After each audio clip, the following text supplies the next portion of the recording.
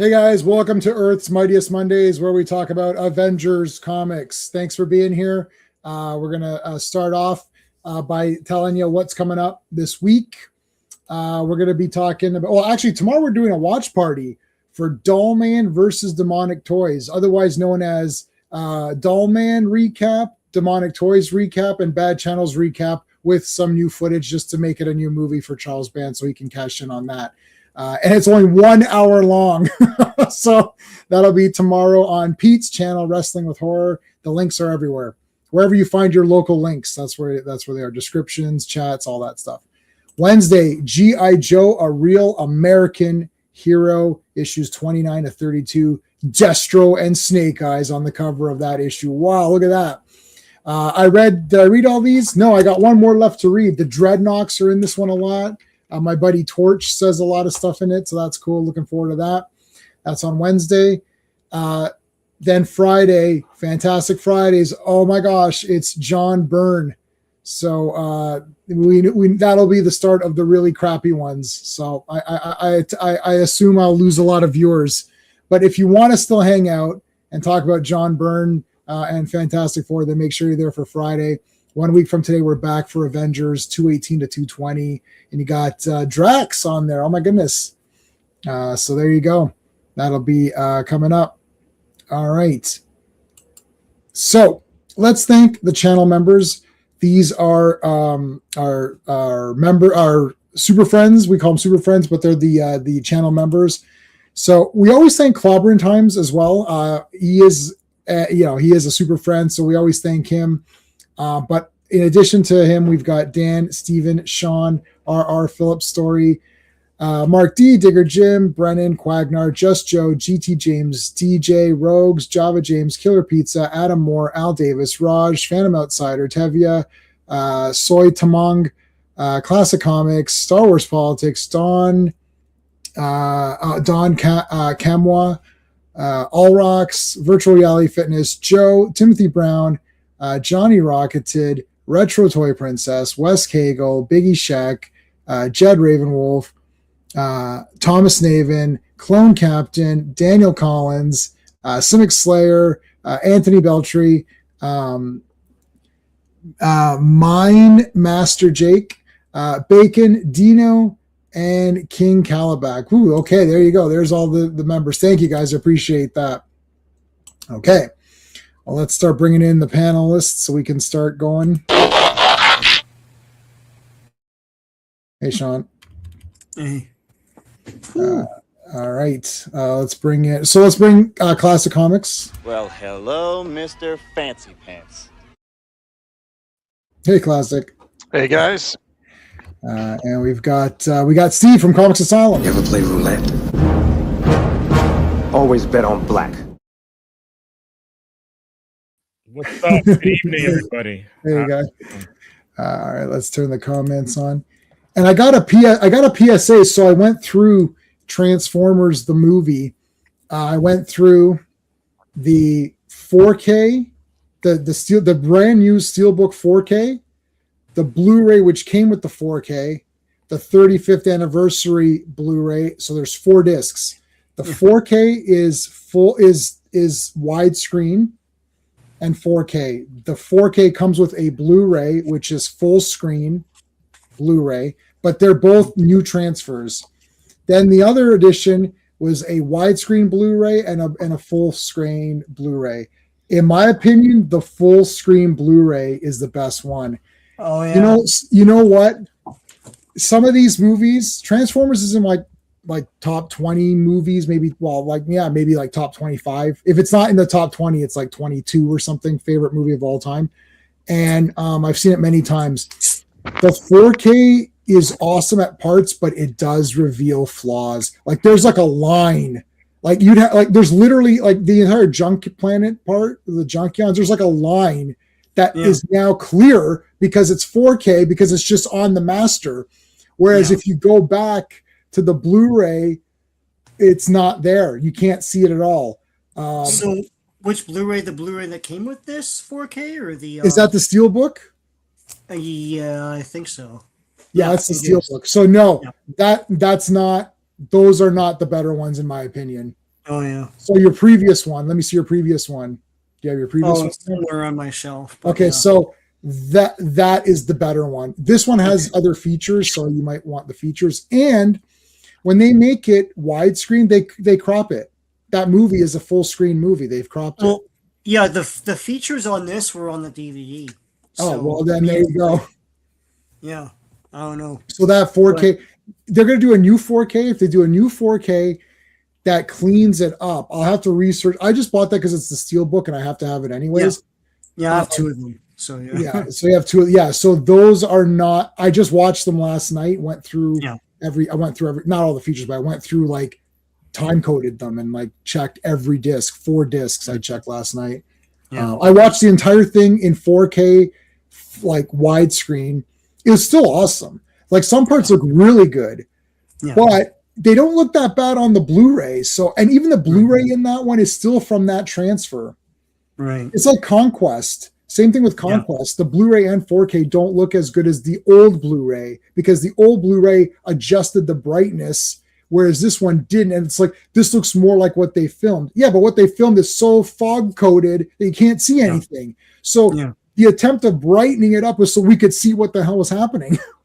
Right. Right? So it's actually worse, though truer to the form. And yeah, maybe that 4K is truer to its form, but the problem is that you can see a lot of problems with that original one. Like someone's going to have, there's a couple of, guys on YouTube that have done their own 4Ks, and somebody did a 60 frames per second version of transfer, which are downloadable. Sean even grabbed it for me off YouTube. Mm-hmm. So, yeah. This one had the storyboard edition, which is pretty cool. It had stuff that wasn't in the movie. But so there's stuff like that. Yeah. Okay. That kind of reminds me of when they first went to 1080p and 4K, and they were like, we have to change how we do makeup because people's faces look different with the high resolution. Yeah, you can see the separation in makeup and skin sometimes. Yeah. In some of those 2000s movies. Yeah. It's got to be the 4K of Soldier with Kurt Russell is goddamn awesome. Like, holy crap. It's like the friggin' best, man. Like, see, sometimes they're really pumped up. Sometimes it's not worth it. Hey, Joe Doug, how's it going, dude? There's all our links. Phantom Outsiders here. How's it going, man? Always thought Johnny Blaze could be really interesting. Yeah. Hello, Mr. Transparency does not mean the panel is wearing pants. Yeah, that's true. I am wearing pants, though. You're hanging around for the first one. All right, Joe. Thanks. All right. So we've got Avengers 214 with Ghost Rider, burning Iron Man's head. Iron Man's dead. It's over. Yeah. Tony Stark. Eyes in this one. Oh shit! This week is the reveal, right? The identities are out the window this week. Yeah, right? yeah. It's like, psh, oh my god! Yeah, this is gonna be why good. do we even have these? Yeah. Well, how dumb are we? Yeah. All right. Capture the Ghost Rider. All right, Sean. 214. All right. Avengers 214. First of all, Spider-Man and His Amazing Friends is coming out this September 12th on NBC. So tune in. Not trash show. Yeah, and the voice of Spider-Man, who's also the voice of Bumblebee, will be in Toronto for TFCon, Transformers Con. Yeah. So cover art is by Bob Hall. Release date is September 8th, 1981, but the cover date is December 1981. Three Angels Fallen. Written by Jim Shooter. It says James here. Penciled by Bob Hall, inked by Dan Green. Colored by Bob Sharon, lettered by Janice Chang, and edited by Jim Sallycrop. There you go. It's hellfire. It only burns the soul. Okay, so Tony's dead. His soul is dead. Three angels fallen. So here's the news report. I actually read this, the news report of Hank Pym. Meanwhile, Captain America's working out in this super cool room here. So hard on himself as they go, punching shit. I like this kind of stuff, especially with Captain America. He looks very cool. Captain America, I don't think they're designing. Here's the moment of the show where we bash new comics. No, stay One of tuned. many. One of many. No, let's bash them for just a second. You know what they're not doing. I literally had this epiphany on this page. The epiphany was that they're not designing characters to be in motion. They're designing costumes as a piece of paper, like you draw like a blank template, and then they draw a costume like that looks really cool. And then that's what they do is say, oh, that's a cool costume, versus Captain America in motion is pretty neat because there's always something cool, like whether it's his back or like his, and even in Spider-Man, because his back is completely different. He almost has a different costume, like the very back. If you took the toy and cut it in half, like vertically, but like on the side, his back is completely different because it's got like, it almost has a normal superhero outfit because it's just all blue with the spider, right? But then the front, the red goes down. So it's like, he's almost different from every angle.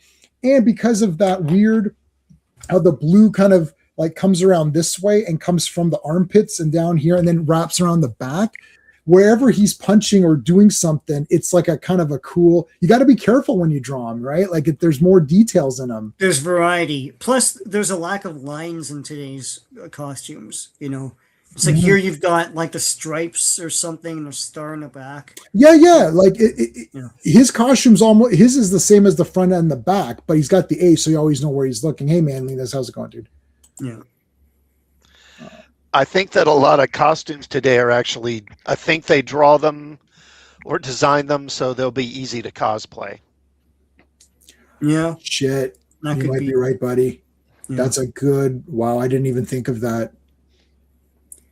I always just thought they took those how to draw comics things to heart, where they have an outline of someone and they just like color in like like costume bits, and then that's how they come up with a costume. No, I think that is what they do, because that's what I did when I was coming up with my characters. Like that's what I did. I literally found like a blank silhouette of a guy being straight or something, and then I kind of filled in my guy. That's how we did our magazine when we were doing our magazine. That's what I sent our artist, and can you draw it? Here's my costume. Can you fix it up or whatever? Interesting.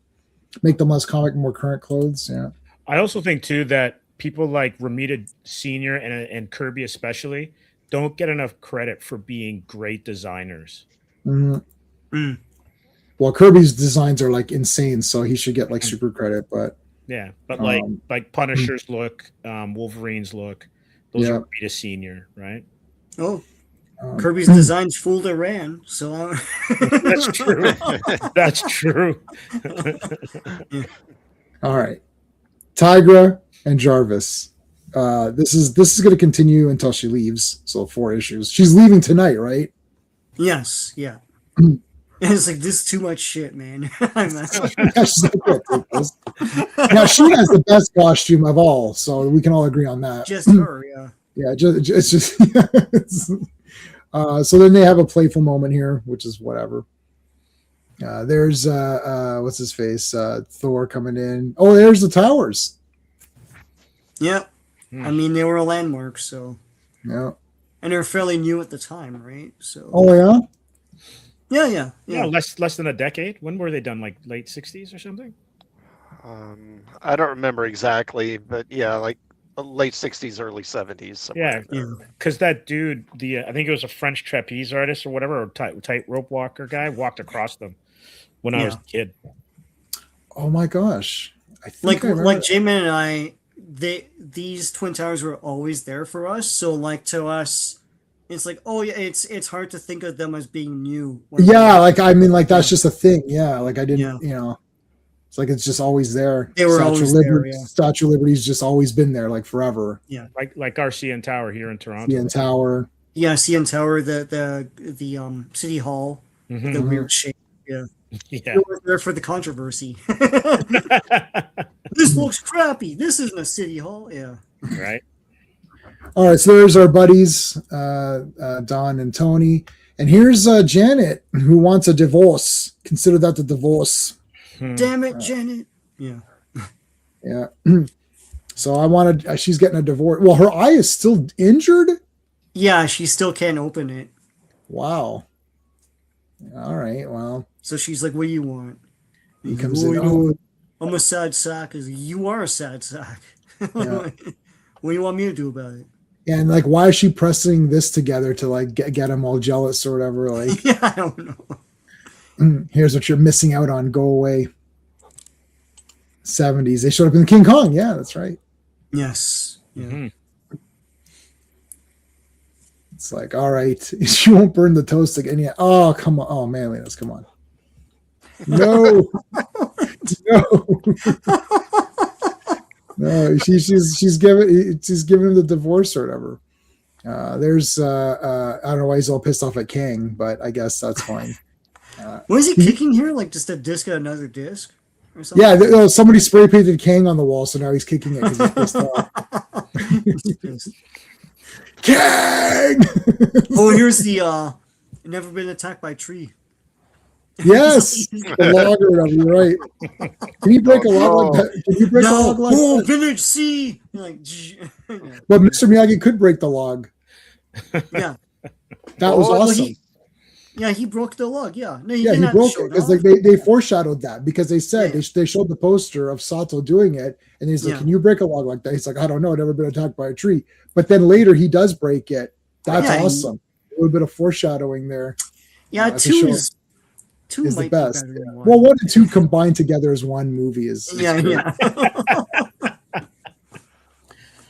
Okay, so they talk about the American dream a little bit here. Not Dusty Rhodes.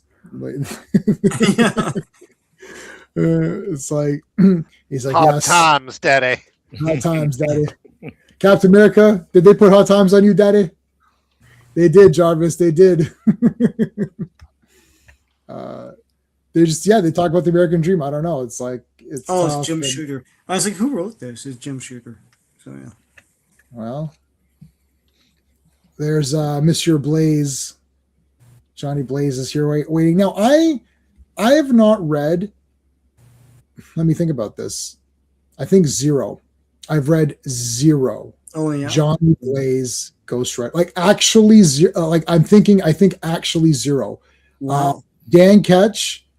Yes, that Ghost Rider was the Ghost Rider that I was, known. Yeah. About. And then Johnny Blaze was in that as just himself and had that Yeah. cool gun that shot. But forever. when that comic came out, they had Ghost Rider Rides Again or something like that. It was Something like that. double issues of like the old reprints, one. and I bought all of those. They're awesome. Yeah.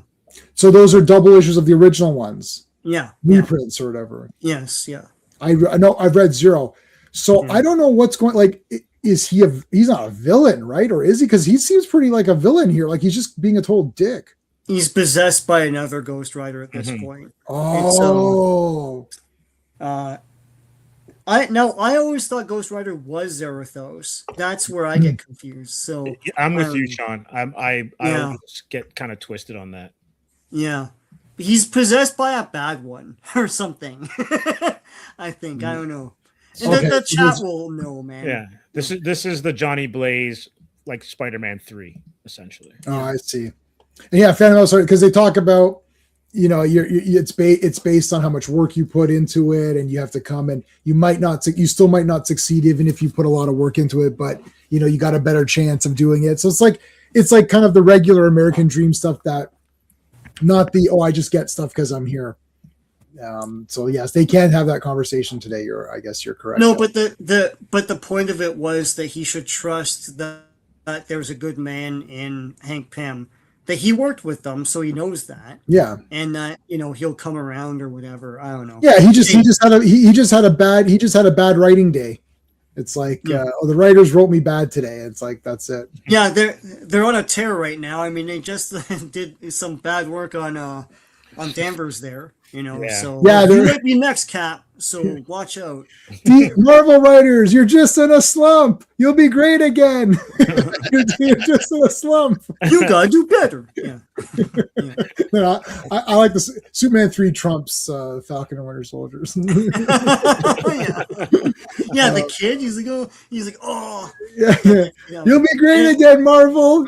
You're just in a slump. Cut out the original part where he turns back and fries that kid in half, and then he. Oh my god. This isn't that Crummy Boys finale. Okay. They killed a kid in Superman 2, and then they had to cut it out. I know, because that was stupid. That was stupid. It was on the TV version. I know, that was dumb too. Years, yeah. Even on TV, we're like, that didn't really happen. It's like, get out of here. You mean that kid with the British accent in the middle of small town? Yeah, well, And maybe then he one, was like, visiting. throws a light at him or something. Or, you know. Please, Oh Mr. my- General, please put my daddy down. Yeah. Please, Mr. General, please. It's like it's like, please, General. Please, Mr. He's a general. Please, Mr. General. It's like the UK's version of America. It's like this small town of like a few little ramshackle buildings and Right. this kid here. So yeah. All right. So Johnny Blaze wants to have a race with Angel, and then so they have like like this is like a James Bond kind of thing here. He runs him off the road, and then he grabs the woman. Like this. I was like, this is crazy. He's a full out villain. Like he's just a complete villain here. He's just an ass. Yeah, I didn't know that this was the Spider-Man 3, like, you know, the black It's emo Ghost Rider. Yeah, emo Yeah. Ghost Rider. Yeah. Yeah. So double axe handle. That always works. Weren't they both in the Champions or no? Yes, they were. Yeah. Yeah, with Yeah. Black Widow and Yeah. Hercules. And Ice But We're this the is after champions. All right, yeah. It's like, you were supposed to be a champion. Remember the stupid Obi-Wan garbage at the end of Yeah. that shitty movie. The chosen one. You're supposed to be the chosen one. I know, but I'm a bad actor. It's like, Yeah. yeah, that's true. Okay.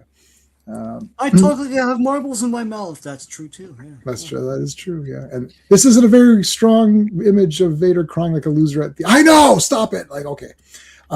So Captain America orders pizza. I don't know why he's ordering pizza at this time, Well, but World War II battle games. yeah, that's Is great. that at the headquarters? Where they Yeah, they're playing games. they're playing. That's their Atari 6000 or whatever it is. It's 1943 or whatever. Yeah, 1941, 1942. Yeah. Yeah. So it's like 46 or something. They kept making them. Yeah. Uh, We got 46. No one else does. Yeah, Avengers. Oh. There's the kid with Spider-Man shirt. Awesome. Avengers Quinjet. So Angel's been hurt. He's in a coma. That's pretty crazy. We've seen that Spider-Man shirt. I know it's a simple thing to draw. Mhm. Yep. It's a white shirt with the Spider-Man head. We've seen it in other comics. We saw it in Fantastic Four. Oh yeah, Did they actually sell that or no? I can't Maybe. remember, but Like a basic white shirt with Spider-Man's I'm head? almost certain they did. Yeah. Hey, Up Irons, how's it going? Yeah, so he shouldn't have burns because the Hellfire doesn't work that way. I didn't see again that this is my ignorance. I didn't know because in It's the beginning of this, I penitence said, there. Yeah. yeah, in the beginning, I was like, "Was he flamed? Like, is his face flamed off? Like, what's going on here?" Because he says, Tony later says, "Oh, I should have had my slits, my guards up or whatever on my eyes and mouth and everything." So I didn't know. Like, I don't really know how it works. I actually have the Ghost Rider comics on digital. I actually got a bunch. They're cool. I I was don't doing know them when for I a got bit. them. Yeah. I don't think I bought them officially. I think I just got them off the High Seas or whatever because I don't remember it ever being on sale on Comixology, but I do have them. So maybe I should get into them a little bit, and that might be something to stream about. All right, so Tiger comes in to buy some clothes here, which is great. She dresses like a cowgirl, and then she comes out with her big. Just Chaps. walking around with their like swimsuit or whatever. Yeah, well, that's a costume. That's a costume right there. Later on, they reveal what Tony Stark really wears underneath the Iron Man. Yeah, I saw that. Yeah, Very it's, disturbing. So yeah, he's naked underneath there or whatever. he's got this like red speedo thing, like a Yeah. thong or something. That Yeah. was de rigueur in the day. Yeah. All right, now where did this kid? I thought this kid thought he was Spider-Man. Well, why is he now thinking he's Superman? He thinks he's Thor, right? Oh, is that Yeah, what he he thinks? wanted to be Avenger, an Avenger. Yeah. Right. All right, so Blaze is going to go help this kid because that's what superheroes do. So I'll just turn to Ghost Rider, go help this kid. F it. He's like an ass. Yeah. He became Ghost Rider. He's like, forget the kid. I was actually stunned because I didn't realize, hey, Quagnar. Hey, that's literally this. The red with the Yeah. It's cool, man. That's that 3/4 inch line. Yeah, you've only shown that 4 times. I love it. 5 streams. Yeah, That's pretty good. I love it. There's like any excuse to show that. Oh, there's like this really cool ghost in this issue. Oh, Ghost Rider? No, just a ghost. But it's kind of like, you mean like this Ghost Rider? No, that's not it at all. It's like, there's a guy riding a horse. Oh, like Ghost Rider? No. It has nothing to do with that. All right, so the kid falls. Iron Man saves him, of course. There's Cap and Cowgirl. And there's the Green Optimus Prime. Yeah. So it's like it's not even Nemesis Prime. I don't know what it is. It's like Earth Prime. It's Earth Prime. Sure. So now they're having the big motorcycle chase and everything. I don't think you could beat. Well, you can't because he goes up the wall here. Well, no, it's hell powered. Tigra mentions that she's really scared, which Ghost Rider would be scary. I guess this is the beginning of like Tigra having second thoughts. It's like you got because she was like, "Oh, I'll join the Avengers, whatever," and then it's like, "Yeah, no, it's real shit. It's not. It's not fun, man." Yeah. I really like Tigra a lot. I wish she would have stayed, but she goes to West. She's in West Coast. She goes to West Coast, yeah. All right, so there's the Ghost Rider. Look at Ghost Rider like balancing on the bike. That's cool. Yeah. Here's where he grabs Iron Man's face. Then he tries to engulf Thor. Shoots. He's like Scorpion, right? He shoots it out of his mouth. The flame. It's like he breathes flame, or what does he do? No, he shoots out of his hand or whatever. He's not shooting out of his hand, or is that Thor shooting? Sorry, okay. Oh, that thing? No, it's coming out of his eyes. Yeah, okay. Yeah, coming he out has of the penitent stare. Yeah. Oh, right. So the penitent stare. I don't know if that's this power, but it's like every sin you've ever. Yeah, it comes but Thor hasn't. Yeah, that's what Tiger is afraid of. It's like it's so scary that and even like Cap is concerned. So yeah, he might have 1 or 2. Okay, so I like this. He throws the hammer, and Ghost Rider tries to. He grabs it and uses that to propel him toward. This is the best part, man. This was absolutely the best part of this comic. And Thor's like, "What the?" Or what does he usually say? It's like, he's like, "Hi," or something. They say in this comic that Johnny Blaze's just attitude or his sort of his mental state creates like is just like up to 11 in Ghost Rider. So if he's really pissed off, if he's having a bad day, then Ghost Rider's having a really, really bad day. Like it's like it levels it up. So that's the other thing. Hellfire. It might just be Jim Shooter retconning, trying to ruin this character too. He's like, who can I ruin now? So like I can't have him slap someone because we've already done that. Yeah. And I can't have him get impregnated. Yeah, no, that's not going to work. So Tiger's like really scared of everything. Then they come back and here comes the blast. So Iron Man's better now. Friggin' blast him in his face. Boom. There's Ghost Rider going down. Now he's throwing the fire. Got a lot of guys attacking him there. I don't think Ghost Rider could defeat Thor or whatever, right? Like I feel like there's no way. No. But they play with Thor's power levels all the time, like we've seen. Like how is he captured? He's Thor. Yeah. Like what's happening? Right. All right. It's one necessary for the plot. Yeah. Here comes Angel. Yeah. And then he turns back to normal.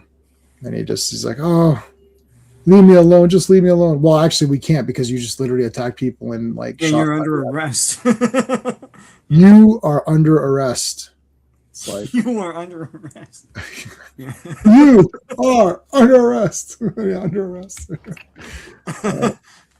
All right. Well, when is somebody going to win this goddamn 10-speed bike? I mean, this thing has been How the long bane. did that last? It's like a year or something. God damn, yeah, this has been the bane of Marvel Comics covers. Like, it's just like, go away. They did take a pause to promote their Spider-Man cartoon. I guess so. But you know what? I don't think they did that for Hulk. You know, Hulk had a cartoon at the No. same time, and they never had a banner for that. They didn't care about Hulk. The only No thing, one cared the only about thing Hulk. Hulk ever had was Marvel's TV sensation. On Yes. his cover. Yes. With a little like circle or whatever. Yeah, or a Star Blast or whatever. Yeah. All right, 215 still alive. All right. Avengers 215. The cover art is by Alan Weiss. Release date is October 13th, 1981, but the cover date is January 1982. All the Ways of Power. Written by Jim Shooter. Penciled by Alan Weiss. Inked by Dan Green. Colored by Christy Shield. Lettered by Joe Rosen and edited by Jim Salicrup and Lance Tooks. All right. And first appearance of a lot of people no one cares about. I really like this one a lot. I like Molecule Man. He's neat. He's crazy, yeah. And he's like this like super crazy guy. Yeah. Look at these I like guys. the big debate. Anyway, we'll get to all of that, but yeah. Oh yeah, that was awesome, man. All of this was pretty cool. This was awesome. And I watched Captain America Civil War this weekend. Oh, Is that the beginning of the next phase or is that the end? I don't know the phases anymore. That's a good question. I'll look at it after and go through. I think Ant-Man ended the phase, whatever phase. Yeah, Ant-Man ended phase 2. Civil War started phase 3. So is it tedious or still holds up? No, I like Civil War. I just don't like the very end. And I don't like Zemo's plot. I would have liked that they just fought those super soldiers. Yeah. Like, I don't like them fighting each other over nonsense. Like, oh, he killed my mom. He was brainwashed. We just went through this whole movie to expose the fact that the guy was brainwashed. It's like, so why are you losing I understand you killed your parents and that's garbage, but like, you're Iron Man. You need to, you got to do better, Iron Man. Like, it made Iron Man look stupid at it's my shield. My dad made it. Like, okay, go away. Like, I love Iron Man in everything. And I love them throughout all of it until the last like 10 minutes. I'm like, why is this happening? The last 10 minutes, just have them fight those super soldiers. That would have been better. Yeah. The context of it doesn't make sense. Like that one woman blaming Tony Stark for her son dying in whatever the name of that place was. But that was Ultron. That wasn't the event. The Avengers trying to prevent. Yeah, like what's his face? Thunderbolt Ross is like, look at all these things, and I'm watching it, and I was like, it's like one thing with Civil War that was really terrible was when Scarlet Witch in the very beginning, she brings that bomb, and then she tries to explode it in the. Oh no, that didn't happen. Crossbones brought it. Yeah, and then they're angry at her. Like, okay, look at what happened. It's like with this bomb. So Scarlet Witch brought a bomb, and then exploded it at the bottom of the building to kill everybody in the streets and to bring the entire building down onto itself. No, that didn't happen. Crossbones, who's one of your guys, brought this thing, was going to explode it. She moved it out of the way as fast as she could, and then it exploded high up and took out a couple of floors, but not the entire building or the street. And Scarlet Witch is a problem. Yeah. The problem with that movie was always the contrivance of it. It's forced conflict. It's forced they conflict. want you to believe that the Avengers are a problem, but you saw the movies and they weren't. And then they're saying, "Well, look at these movies." It's one of the things that like that Disney era always did it, and they did it with Last Jedi as well. 34 to 46. No, Sean, you're right. It's like you guys are right. Yeah, it's like why? Oh, you want me to save the universe? Well, you did it twice. What do you talk? Oh, I couldn't turn Kylo Ren. Well, you turned Darth Vader. What's happening?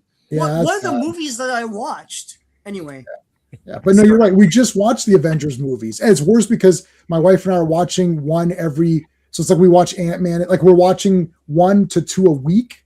So we just watched these. I was like, this is not what happens. Like, I'm saying this. Like I just watched this movie. It's not like in the past because when these movies were coming out, this is a year apart, right? This is like 5 days apart. I'm like, I just watched this. That's not what happened. But Ant-Man is the best in that movie. Paul Rudd is the best character in Civil War. Okay. Like, how old is this guy? That was very funny. Oh, that old movie? Yeah. Did you guys see that really old movie, Empire Strikes Back? Like, how old is this kid? He's like, I didn't carbon date him. No, Iron Man is great in all of it until the very end when he's a whiner. And then now he's like a whiny little bitch. Like, you killed my mom. He was brainwashed, dumbass. That was what this whole movie was about. He also lost Rhodey too, right? So he had double the pressure. Yeah, whatever. Rhodey made his choice on that, and that was Vision match. But by the way, that was Vision. It's all because of Captain America. No, your boy Vision hit him. Yeah. Right. Yeah. Anyways, okay. So Tiger's at the bank. I love it. They're all looking at her like, "Oh, goddamn! Look at this woman. She's pissed off. This guy's happy to see her." There's a few people. Why does she not have a tail? Like, what are you looking at, son? Yeah. She doesn't have a tail. Looks pretty good from where I'm standing. Woo! So she's This at the guy bank. drops the field. He's like, And it's like I like the like giving the ID card. Yeah, because who else is Tigra?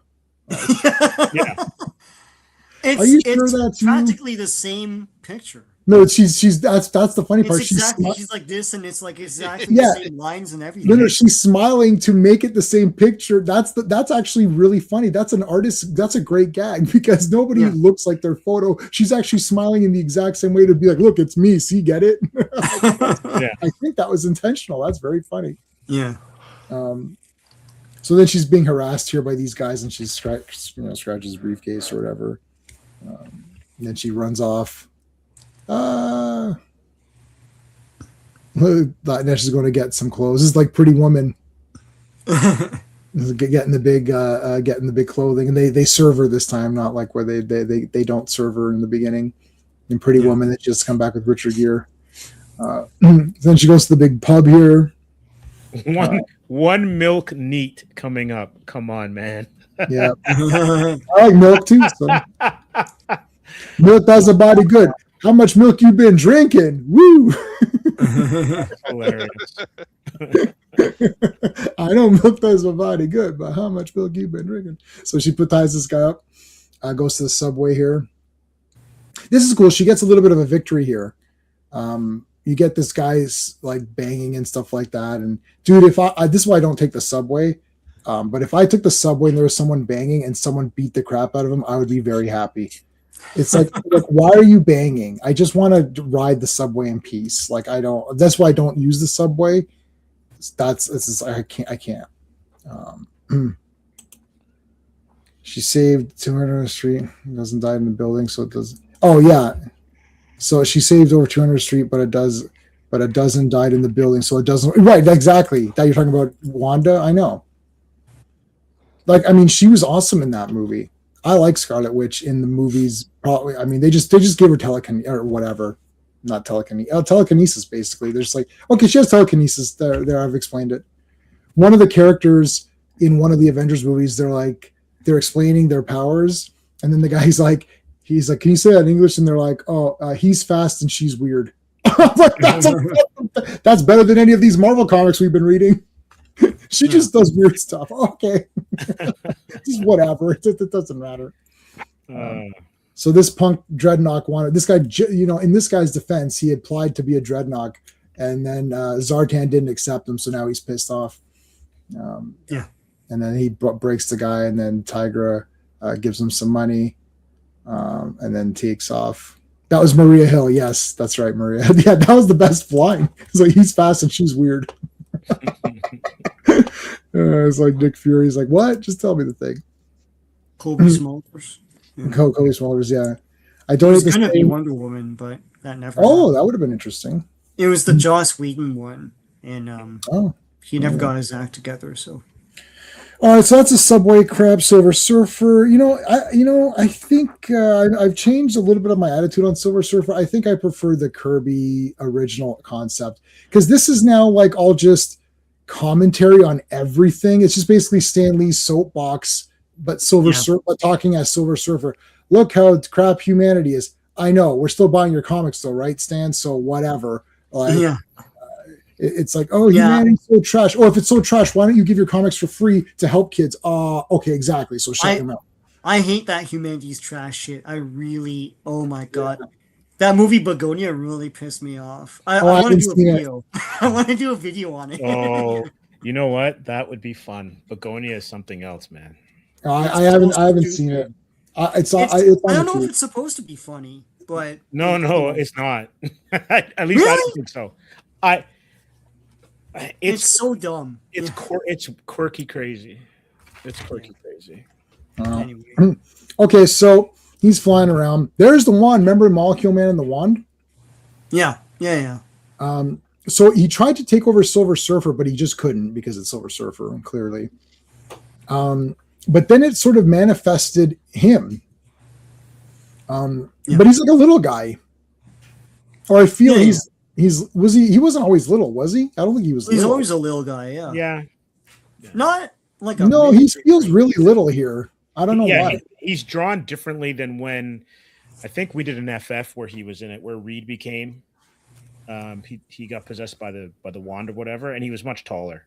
Just his stature was different. Well, yeah. He's Joe Pesci here, basically. Look at him and to the right. Yeah. But in the artist's defense, you got to fit him in with all this dialogue, so I can't make him too tall. Yeah, like my Molecule Man is from Secret Wars, where he's yeah, that's the one I always picture. So here's a Silver Surfer origin. I was awesome. Okay.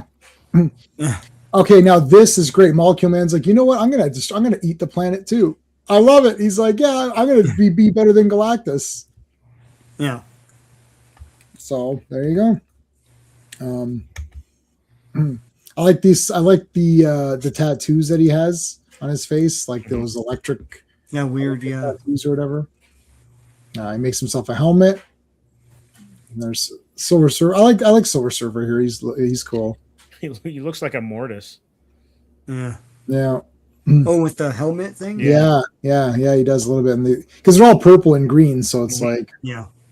He looks like Mole Man. That's what I was saying, dude. He's short. Like, he's not that short, I don't think. No. Actually, while you do that, I'm going to do some investigating. I'll be right back. Okay. So, basically, Mole Man. Yeah, Molecule. Goddamn, they even have the same name, just rearranged. Yeah. Mole and Molecule. Okay.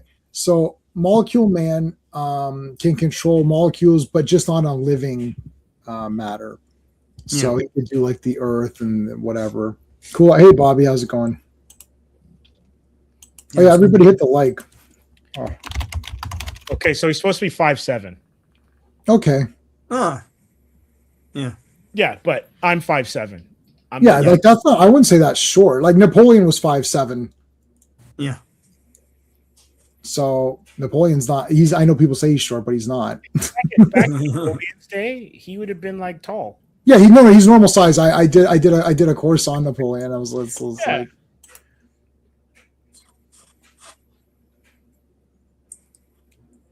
but he has a mental block. Mm-hmm. Well, in this comic, they say he can't do it. That's the difference between him and Firestorm. Mm-hmm. You're 5'7". Yeah. Okay. Yes, Firestorm can do any. Yes, and I was reading the Fury of Firestorm or something. Mm-hmm. It's Jeff Lemire, I think, and I like the first issue and the second issue. Nothing really much happened. It was like, oh, new comic alert. Nothing happens. It's like, okay, I'm done. Like done. I'm done. I don't care who's the writer. I'm done. Nothing happened. Okay. There's Tony. Get the big briefcase. He gets the board, right? Yeah. I think it's this one. So he gets the surfboard. There's like that big energy dome now that they put over top of the city. Oh, there's Donald Blake. You get I love that I love that he goes to the bathroom. Donald Blake goes to the bathroom and comes out as Thor. That's awesome. Also, the book gets meta because they mention Anne Nocenti. I think that's her name. Yeah. Yeah, Innocenti, yeah. Molecule Ma'am. That would be great. Don't give them the idea. Well, it doesn't even matter. All these characters are dead to me. Outside of comics, most of these characters are dead to me. All right, so there's the board. Tiger gets on, and she's like, "Oh shit!" just grabs it. So there's like, I think this is their story frees them, and they can't get into New Jersey or something, right? That there's like it's like some energy field around it. Yeah. So that's where Molecule Man is. So basically, they're trying to like punch a hole now through here. I mean, honestly, isn't the world probably better off with a force field around New Jersey?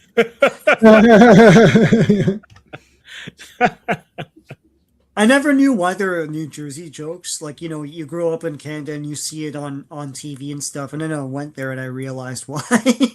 Oh my god! It's like all swamp and It's swamp, man. crappy. Yeah, it's awful. I mean, it's great, guys. Sorry. They have a great logo for their hockey team. So Yes, yeah. Even a non-sport guy like me thinks that's a cool logo. So it's like, You like art, so it's all good. yeah.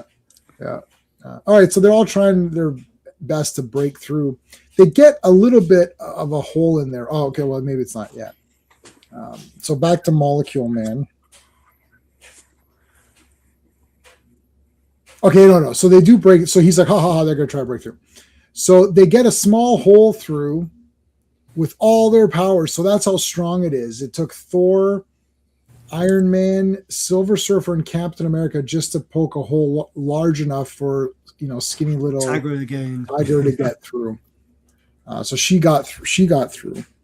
And then they get it. She gets in there. And then they're still trying to bust through. Silver Surfer. Couldn't they have just gone underground? I was just thinking that. Maybe it goes all around. It's like a full ball, like a sphere. It probably grows with the I don't know. Maybe. It's like that Simpsons movie where they just go underground. Maggie just goes the other side. This also has vibes of the WandaVision series. Yeah. Yeah, maybe they took some.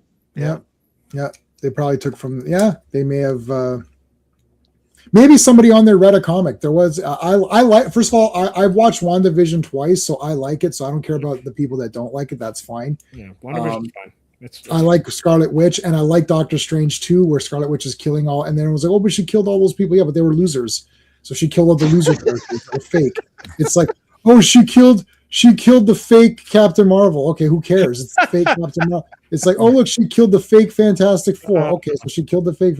Like, oh no, she killed Black Bolt. Yeah, but it's the fake Black Bolt. So like, I don't care if the fake versions of these characters died. It's like they're losers. They weren't the real ones anyways. Nobody except for Doctor Strange. Everyone else in those movies suck anyways. So what's the difference? She killed Patrick Stewart though. Yeah, He's died so many times it doesn't even matter. I know. Like how many times was he die? Don't build a case on that, Sean. Pick here's the evidence. Nobody cares. It's like that guy's died. So, anyways, who hasn't killed Patrick Stewart? Yeah. She killed Down syndrome. What the hell? She didn't kill him in that, did she? Or did she kill him? I can't remember. I don't know. That entire sequence was, I didn't care. As long as all those losers died, I was like happy with it. And she killed the fake Captain Britain or whatever. Like, what's her face? But technically, how Captain Britain died didn't make sense because the shield doesn't cut you in half. It makes sense when Wanda does it. Look, Wanda's had fake powers throughout the entire universe, through from the very first page she appeared to today. So cut the movie some slack. Black Bolt's death didn't make sense either. But I know, but it's the fake it's just Black there Bolt. just to be there. Yeah. Yeah, but it's the fake Black Bolt, so we don't know if that's his real powers. Like when you're saying it's the real Black Bolt died in a way, but it's the fake one, so we don't know what fake powers yet. Remember, everybody in the movies has the wrong powers, anyways. Yeah. Fake Right? Black Bolt is not impervious to his own power within his head. Right, just like in the Boys or whatever. Like, oh boy. She stretched him out into noodles. Yeah, that was great. Yeah. I don't care. Whatever she does, I'm with her. Kill all those losers. And that whole town could have just died in WandaVision. They're all idiots anyway. And we got White Vision, who's the best character in MCU. So that's okay. I hate that word. She calls him a nerd, and he gets all angry about it. Nerd. Yeah, ogre. So, what was it here? Okay, so is this where they say the wand was fake or something? Like he was just He does say it at some point. Yeah, I think was it here where they get the wand? Oh, yeah, Wait. Yeah. Can you go back up? Is that where you guys were laughing at Tony and what he wears on? Yes. You'll see it better in a minute. You'll see it better in a minute. Yeah, we thought he was wearing clothes. Silly me. Yeah. So no. Okay, so they're trying to bust through, but then they get teleported, and then I'm gonna say Mole Man. God damn it, man! Did you say Mole Man? Now you've got me saying Mole Man this whole time. Molecule Man puts them in the big, like, see, he destroys all their shit. He destroys the armor. He destroys the shield. He destroys Mjolnir. He destroys the surfboard, which seems like this seems kind of like maybe the shield and the armor, but I'm not really sure he could do the hammer and the board. Like that might be a little weird. Although he's super powerful, like he can. It just shows that God powers mean nothing to him. He rolled. He got in the red column. Yeah. On the chart. Yeah, he got on the. So so now they're all captured and they're gonna get like geared. They're gonna get crushed. And there's Tony's underwear there. That's what we're saying. We're like, what the heck's going on? It's a thong. With the because there's like a string and there's like it's a thong, man. Thongs for everything. Thong. It's 80s, Yeah. And then and he's wearing less than Tigra. Yes. Pretty much. So she's like, no. So he did get the wand, and then the wand actually doesn't do anything anymore. Yeah. Like he's just having it for Speedo. It's a thong. He was just keeping it for sentimental reasons. This episode almost makes Molecule Man like Arcade. Yeah. It's just like death traps and stuff. And Claw put a field around the Avengers in issue 126. Yeah. It's all because Reed has Down syndrome and told this one. Oh, is that from the movie? Yeah.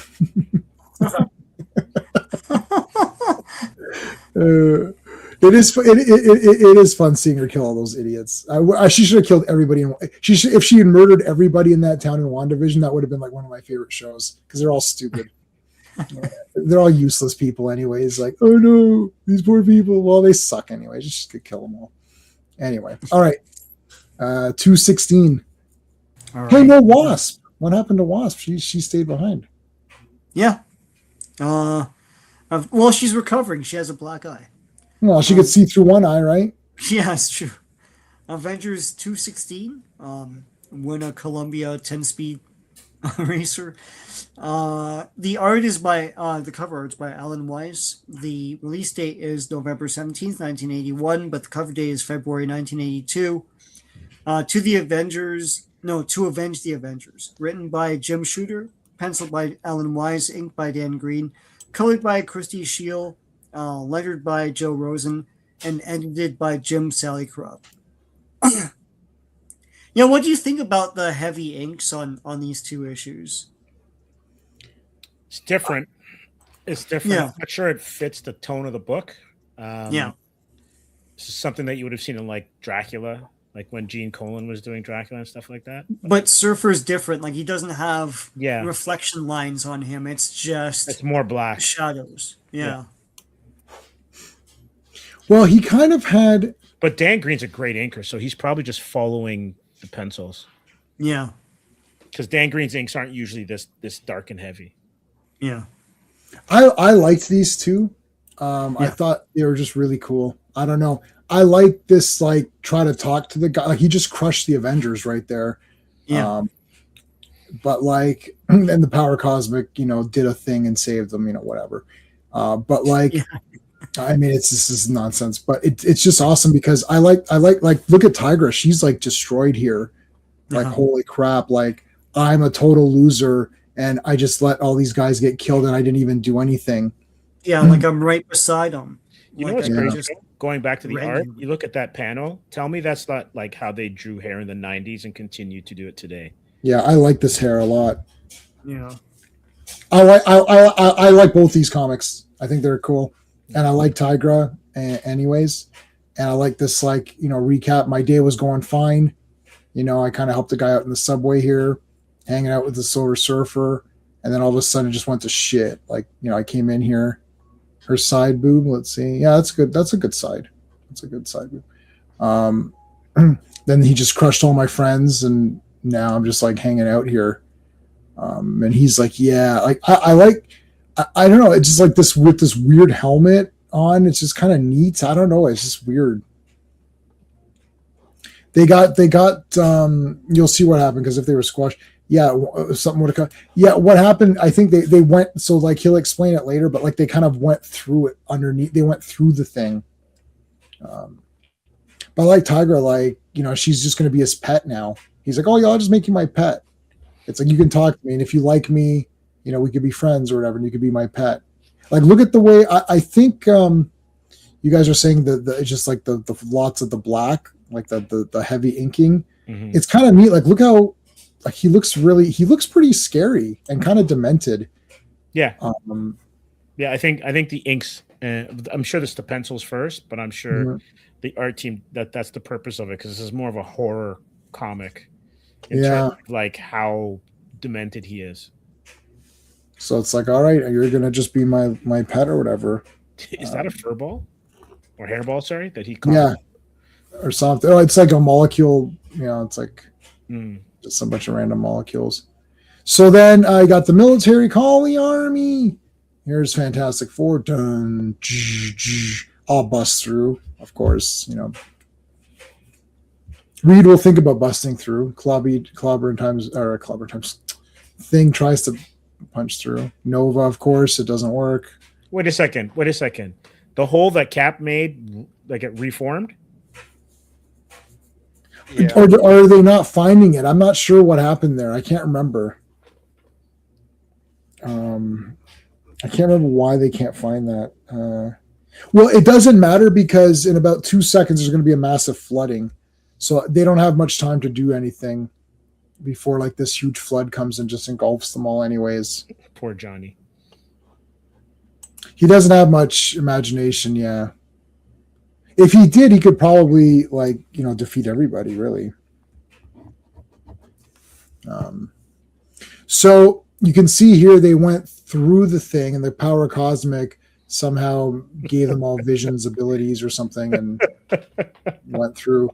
So there's Tony naked, and there's Donald Blake because his hammer's gone. Oh my, Tony.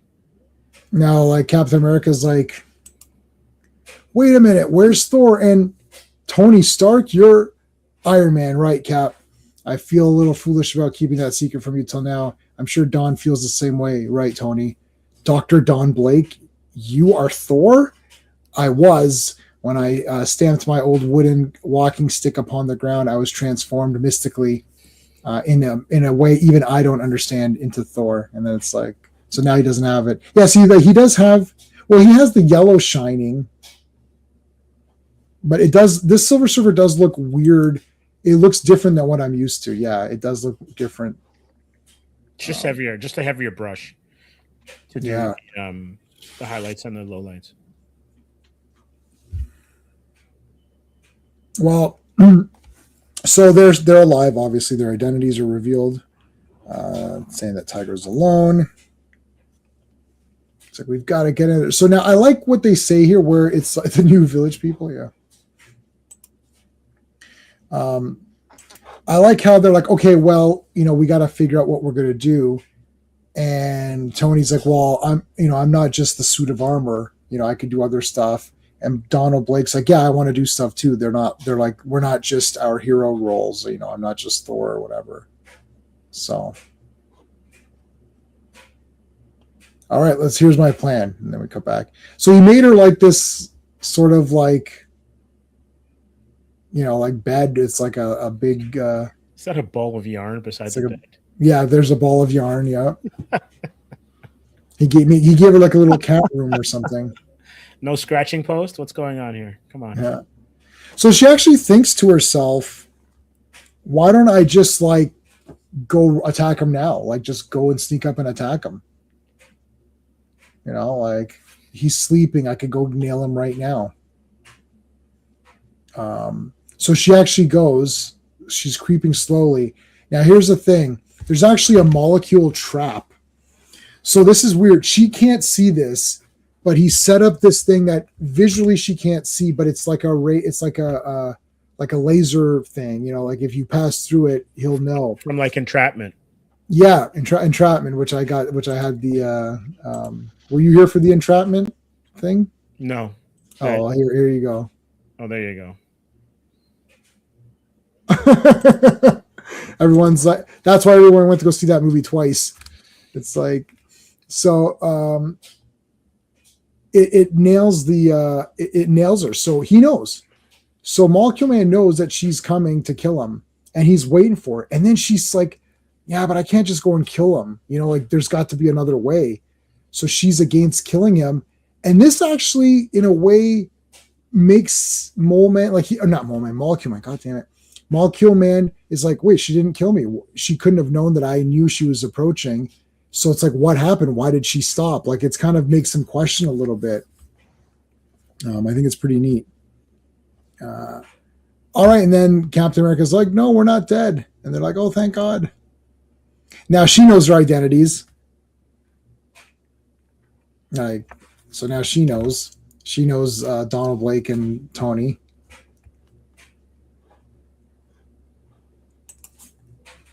Molecular strands. Yeah, molecular strands. There you go. That's what it is.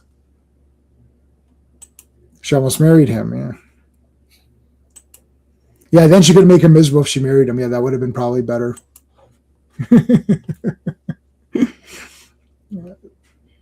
So now some of Tony's armor was still left. So they were able to build this little contraption, and then that's gone. Molecule Man just like, got rid of it. And now he's being like buried under this or whatever. She's like, this is my fault. And then, talk to the hand. Oh, gave her the Heisman. Boom. See, look at his face, man. This is awesome. Did they do a Molecule Man? They did a Molecule Man figure. I don't think it's not this version Secret though. Wars, didn't they? Or the Secret Wars line? I'm sure they had. Oh shit! I don't know what I did there. Oh my God! Can you guys still see me? Yeah, I can see you. What the hell is this? Hold on. I'm like completely blocked out. I don't know what the hell happened here. I can't get out.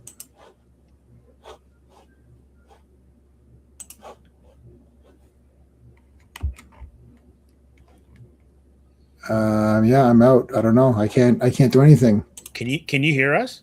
Yeah, I can hear you, but I can't see anything.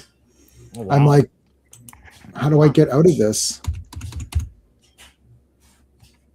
I'm going to have to leave and come back. Okay. All right. See you in a bit. Yeah.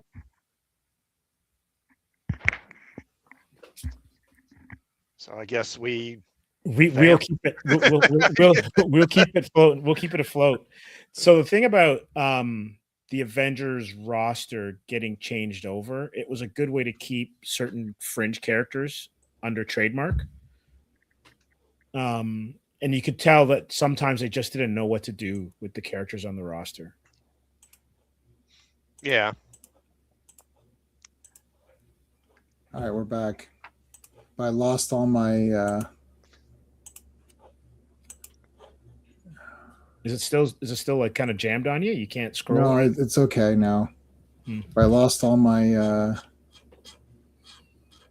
my starred comments, everything. God damn, man, what the fuck? Quick, make fun of me, yeah.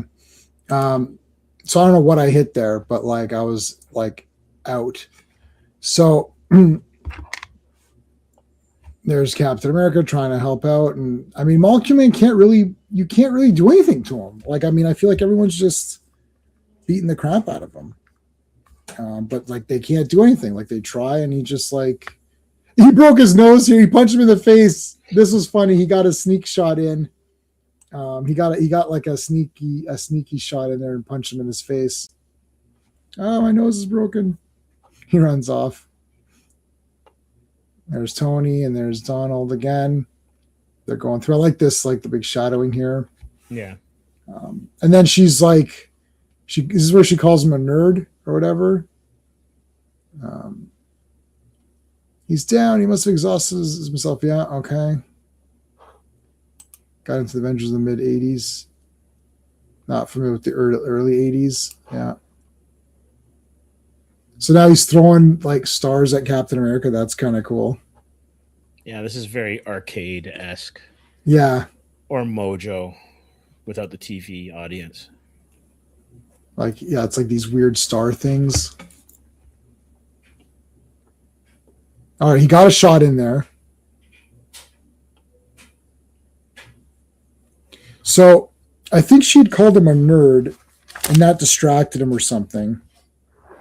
And then that's when Iron Man, and then Donald Blake hit him, and then Captain America was able to get through. So I think she had called him a nerd or something, and that got him all riled up because he doesn't like that. So here's a discussion. Let's see. He's knocked out. So Tony says this isn't over. Okay, so this isn't over yet. When he wakes up, we're right back where we started. We've got to make sure he doesn't wake up. Dawn, you're the doctor. Is there a way to keep him knocked out? How? We can't just keep hitting him on the head. This isn't a TV show. I mean, how hard do you hit him? How many times can you do that before causing serious brain damage or death? Then our only choice is to kill him. And then Captain America says, Tony, I can't allow that. He's a human being. He has rights. Rights? Yeah, rights to due process, to trial by jury of his peers, to justice. Dawn, help me. We've got to convince Cap that. Tony, I'm a healer. I work to save lives. And yet, Silver Surfer says, I understand what it is to sacrifice one life so that a multitude of world might live. Because he wants to destroy the world. Remember, Molecule Man wants to destroy Earth. It seems clear that this Molecule Man cannot be imprisoned or held in check. He must die to save Earth, though I could never bring myself to slay him. We can't kill him. It's out of the question. If only we had more time. You little jerk. You see, Cap was wrong.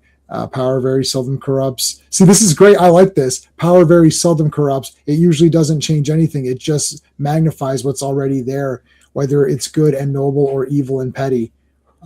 That's very cool. Medically induced coma. Yeah, you can try that. You were a nerd before. Now you're a powerful nerd. Big deal. Okay. So this is the best. Cap, I'm sorry, but I'm not going to let him get up to carry out his plans to wipe out 4 billion people. I'm going to kill him. Tony, please, I can't let you do this. You can take me in for murder afterward, Cap, but for now, stand aside. I'm warning you.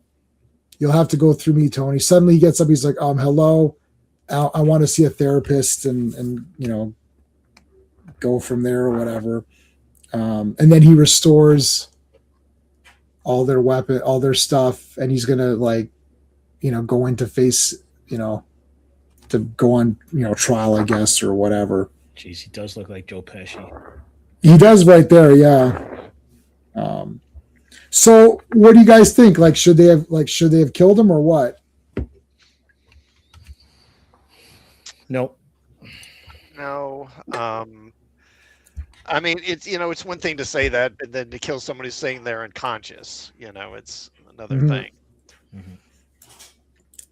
There's not much. Like, what else could they? Like, what if he woke up and didn't want to turn himself in? And then they're back where they started, right? Pretty much, yeah.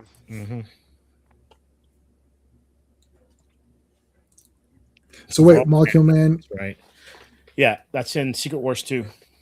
I would probably ask Surfer, like, can you, like, put him into some kind of stasis, or something until we can get him to a hospital, and then we can put him into keep him sedated.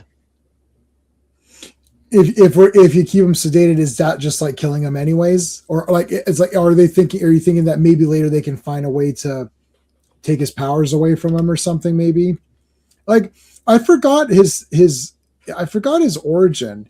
Like how did he get these powers? I forgot. Honestly, I don't remember. I don't remember either. I would probably, but he's had dealings with the Fantastic Four, so I'd probably ask Reed. Do you know a way we can counter or, deprive him of his powers somehow? It's an FF thing. I can't remember how he got them. Yeah. But at this point, he's given birth to himself and everything. Like, yeah. So it's like this isn't even the original one. So also too, God, it's Marcus all over again. Yeah, pretty much. Also too, and maybe you three can help me out with this, or even the chat. He's able to recreate Surfer's board and Mjolnir, but he can't recreate Tony's armor. Yet those other two things are mystical, magical things, or power cosmic. Yeah. He says the armor is too complicated with all of its transistors and all of that stuff. So it's too weird for his mind to grasp how to put it together. But the board, I guess, is just the same. It's just made up of the same substance. So it's just one substance. It's like, I guess. Yeah, I don't know. He does imply every so often in this story that if there's something like the plumbing, for example, he didn't know how to make a bathroom because he says that. So a complex mechanism he can't recreate because he can't visualize it or know how it works in his head, right? Yeah, there's a lot of hand waving going on. Yeah. And this is so just so the chat knows, this isn't a poorly drawn Iron Man armor. This is just clothing that mimics the armor. It's underoos. It's underoos. I was thinking the same thing, Sean. Yeah, underoos, which that's what Tony calls Spider-Man. And then Tiger quits because she's like, "This is bullshit." All right, well, I'm out of here. See you, Tigra. Poor Jarvis. He's like, wah. Yeah, he kind of felt a bit bad because he liked her. This is the end of this volume, so we can look at some of the other stuff here. Some original art. Oh, they pasted in those bubbles. And, yeah. Just they weather when the pages get old. Yeah. I think it's the glue behind it. Yeah.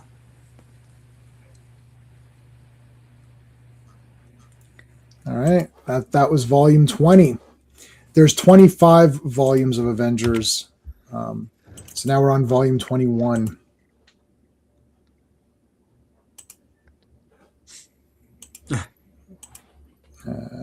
Share screen.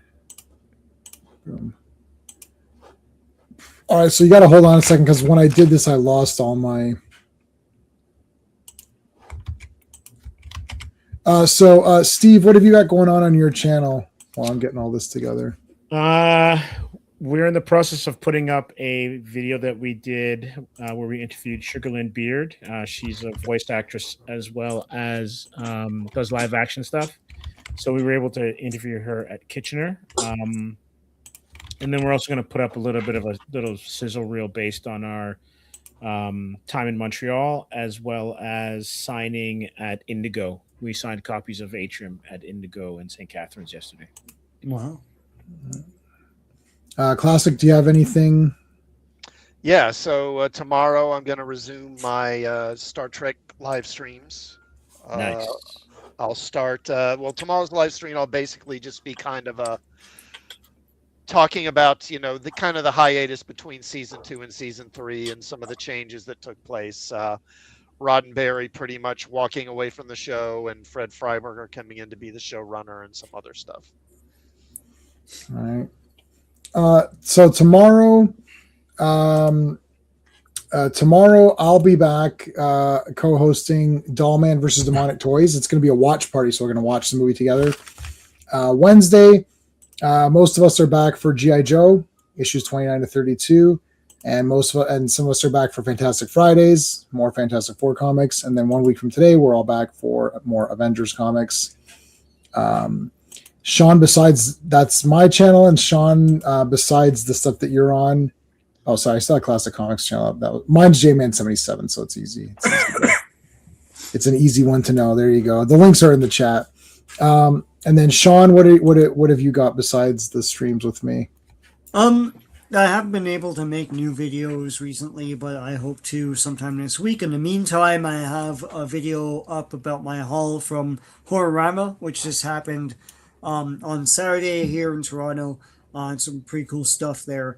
And I have stuff from comic books and Marvel 2-in-1, old Ghost Rider videos and stuff like that. So stay tuned. Okay. Hey DJ, how's it going, dude? I don't know. Does anyone know? What villains they can put in each issue, or are they limited by the powers that be? I'd imagine they can. I'd imagine they'd have pitches, and then if something can't be done because the character's in another comic, like Jim will just tell them. Yeah, the editor. So what happens is each title or group of titles would have an editor, and they would then kind of determine, even before they start writing, like maybe like 6 months out, they'd plan for what they want to do for characters. And then if you want to use villains that are within that editorial group, you'd go through the editor to see if they're going to be used on a company-wide basis. And if you want to use a villain from outside of the editorial group, you'd sometimes have to ask. So for instance, like sometimes Joker, you can't use Joker because they have him on TV and then they want him for like a summer story. So you can't use Joker just on a random issue. Like they have offices. So there's like the X-Men office. There's the Avengers office. There's the Spider-Man office. So then Spider-Man has, I don't know, however many titles, Spectacular, Amazing Spider-Man, whatever it is, Web. So there's the Spider-Man team of guys. And, so if you say, oh, I want to use whoever, then that's the Spider-Man thing. And there's like the X-Men office. So there's like, 4 or 5 different X-Men titles and everyone figures out what they're doing. I think that's how it used to go. It's like that Superman retreat where someone said, "Oh, let's kill Superman," and then so Dan Jurgens like made this whole plan. Next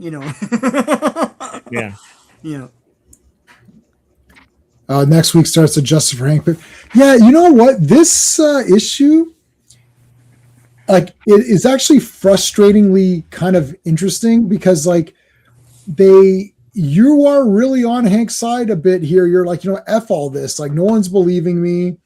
And Egghead really screwed him over pretty bad.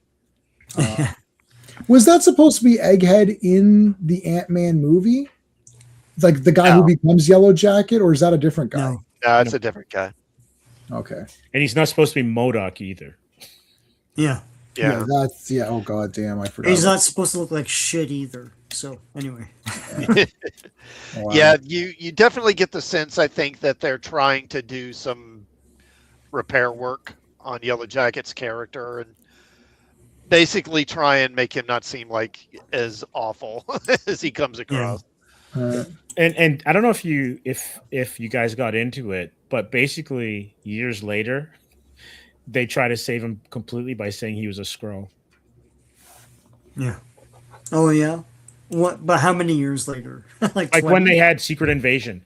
So basically wow. they had a whole bunch of characters that were in stasis, and during that time they were actually replaced by Skrulls. Yeah. I didn't remember he was one of them. Yeah, I think I remember. I can check that up just to double check because I might be mistaken. But the problem is it didn't stick.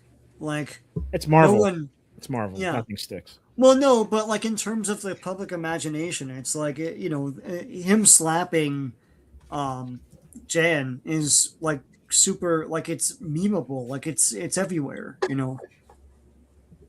Yeah. All right. So, did you do the credit shot? I did, or did we go off track here? Did I? I don't know. I don't think so. Hold on a second. Just to say here that Hank was impersonated by the Skrull agent named Critty Null, and he replaced Pym for 4 years. Yeah. Yeah, but no one really. I'm sure that that's canon, but no one thinks it's canon. Yeah. I think that's the problem. Like, you can try and patch it, but if people remember that panel and remember the story, it'll never be spoken of again. They won't reference it. And that Skrull got Tigra pregnant as Hank Pym. There's some YNR action going on here. Wow. Okay. It's like the original Captain America was a Nazi. Yes. And they used the cosmic cube to conjure up a duplicate Captain America, who then beat up the original Captain America, and now the original Captain America is rotting in prison somewhere, presumably. But they just pretend that this one running around now is the real Captain America, even though he's not. Mm-hmm. Wow. Yeah, but it happened in comics. So if there's a movie about that, then we can all say, well, it was in a comic. That's another one of the it happened in comic problems, is that it happened in what comic? Like, did it happen in a shit one that no one likes? Like, it's like, that's the Woman of Tomorrow syndrome. Oh, it's a comic story. Yeah, but it's a comic story that some people pretend to like, but they only pretend to like it now that it's a movie. They didn't care about it then, right? Like, it wasn't worth anything then in 2018 or 2019 or wherever the hell that came out, and I bought it off the shelf, and no one, like, literally, there's 4 million copies and no one cared about it. And then James Gunn held it up on a press conference, or Millie whatever held it up, and then everyone's like, oh yeah, that was the best Supergirl story ever. Have you read any other Supergirl stories? No. Oh, okay, so it's the best one based on what? I just saw a post by some YouTuber, I'm not going to mention the name, who said, I hate horror, in caps, I hate horror movies, but I really loved this movie, Obsession. It does look interesting, so I'm not saying it's bad. It looks interesting. But then I don't trust that person. Like, I hate comic books, I hate Supergirl, but I love this. So then what are you talking about? Like, that is not how when did that phrase become an endorsement of a product? Like, I don't eat meat, but I love the new burger from whatever. Well, then you don't know what meat is. Yeah. Like, no, like, I absolutely hate horror movies, but this horror movie was the best. Like, well, then you don't know what horror movies are anyway. Yeah, so it's supposed to be that it's like a general audience will love it. Like, if you don't like, or there's been a shift, like in the last 20 years of like, if you don't like something, but this is awesome to you, then it's great. Well, that can't be, because you don't even know what a horror movie is if you don't like them. If you don't like a regular horror movie like Exorcist or something, right? But you like this, well, that probably sucks. Yeah, what you're supposed to say is, I love horror movies, and I love this movie, and not only that, but this movie is very accessible to people who want to get into horror movies. This is a good, like, I would say Oculus. I don't know if you guys have seen Oculus. Yeah. I think that's a great little intro horror movie. Pretty cool idea. It's got sort of the kind of the bad ending. It has a couple of little twists. Neat concept. It's pretty short. It's not too long. It's got some good practical stuff, some spookiness. That's a good intro. So I love horror movies. That's a good little intro horror movie if you're looking to get in, but nothing too crazy. Like, not Terrifier 2. You don't start with Terrifier. You're starting with this little small movie. It's pretty good, decent. Others, the Others with Nicole Kidman. That's a good intro. Like, The Gate is a good intro. Dolls, if you like killer doll movies, it's not too rough. Like, it's decent. It's not super crazy. Like, That's how you talk. You don't say, I hate horror movies, but even I like dolls. Like, what does that mean? Does that mean dolls is no, good? You hit the word on the head. It's accessible. They're trying to show how accessible it is, right? Yeah, so say it. Yeah. Like say I love horror movies, especially these kinds of spooky ones, these sort of character study movies, or and I think Obsession did an amazing job in this genre. That's it. Hey, how's it going, Jim Jams? Shop smart, shop S smart. You got that? All right. Okay, Sean, credits. All right. Avengers 217. The cover art is Bob Hall. Release date is December 8th, 1981, but the cover date is March 1982. Double Cross, written by Jim Shooter, penciled by Bob Hall, inked by Dan Green, colored by Christy Steele, lettered by Joe Rosen, and edited by Jim Sally Krupp. All right.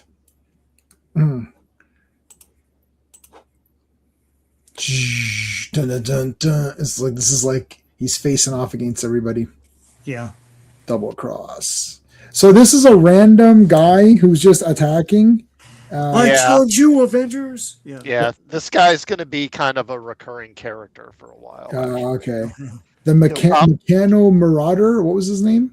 Meccano Marauder. Meccano Yeah, he'll pop up every few issues to try and take out the Avengers and get his butt handed to him. Oh man, it's a fun idea. Like, of course they would be challenged. Like, it's a world where you can just like make a mech, right? I think So- he was. I think they did stats for him in the Marvel game, if I remember right. Oh wow. Oh wow. Should have called him cannon fodder. But they're just like no one cares. Like Iron Man's reading a paper in the Iron Man suit, right. like sitting on a sofa. Yeah. Like, I'll take care of it. I like Jarvis calls him a ruffian. And he's got the roller skates. Yeah. Yeah. Most useless tech on an Iron Man armor, but Yeah, he can fly and stuff. Like what is the point of that? not only that, where the actual rollerblades are or roller wheels are, he'd have to position his foot perfectly. Like he couldn't tip down, he couldn't tip backwards. Yeah. Right. All right, so everyone else is ignoring him. Hey, Iron Man, thanks. Thanks. Got a meeting going on. Yeah, don't worry about it. And this guy's like, Wait, hey, he just walked in? yeah, like, why are you ignoring me? And you're ignoring me. This is shitty. And what are you doing? It's like, yeah, how's it going, dude? Yeah, no worries. It's fine. It's like, all right, fine. Like literally, like they literally don't care.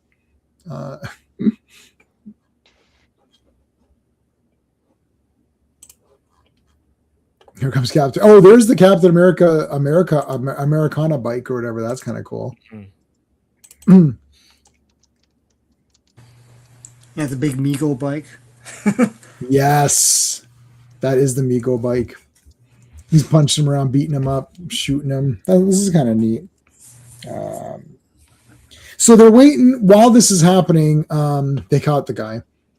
So Tony's been waiting for a call from Hank or whatever. So he's just been sitting here waiting for the guy.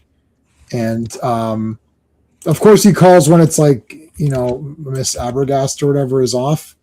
Yeah. So it's like they missed the call, and then he's like, oh shit, I missed the call. Yeah. And this is this woman reading what, Us magazine, or what is she reading? Us. I never knew what that was, so I remember I used to say US. It's like, is that US magazine? Yeah. US magazine. I used to say that too. Yeah. Yeah. It's It was like a it's big like bag it, back in the day. yeah. Yeah. Was he in the Marvel Handbook? That guy.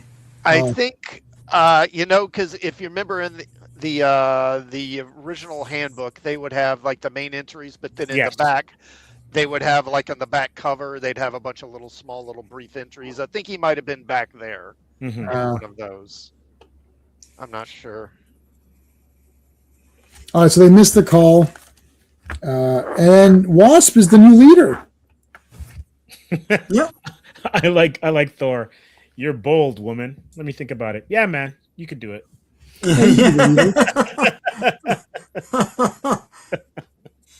There's Egghead, who's like, I'll give you $500,000 if you give my niece this mechanical arm that I made. and I have no ulterior motives. It's like he does make a convincing argument though.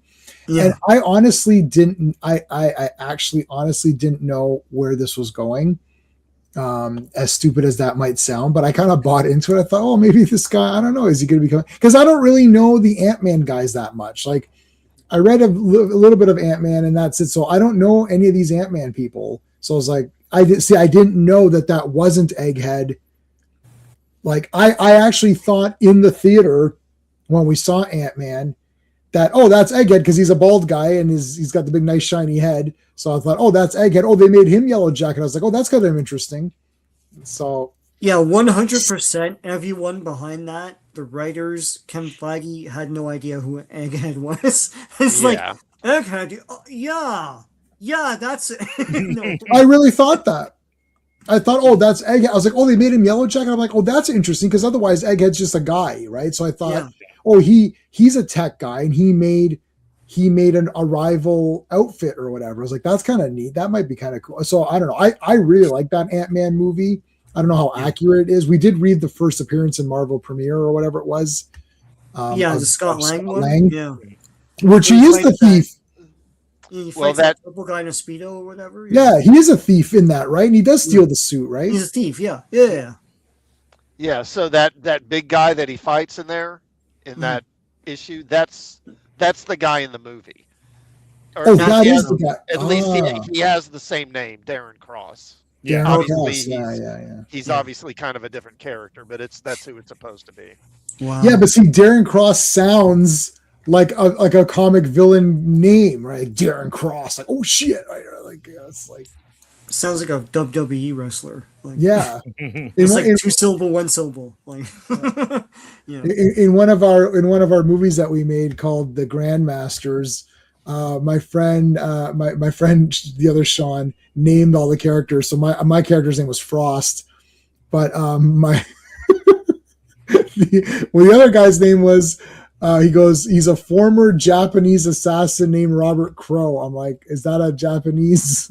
that is not a Japanese name.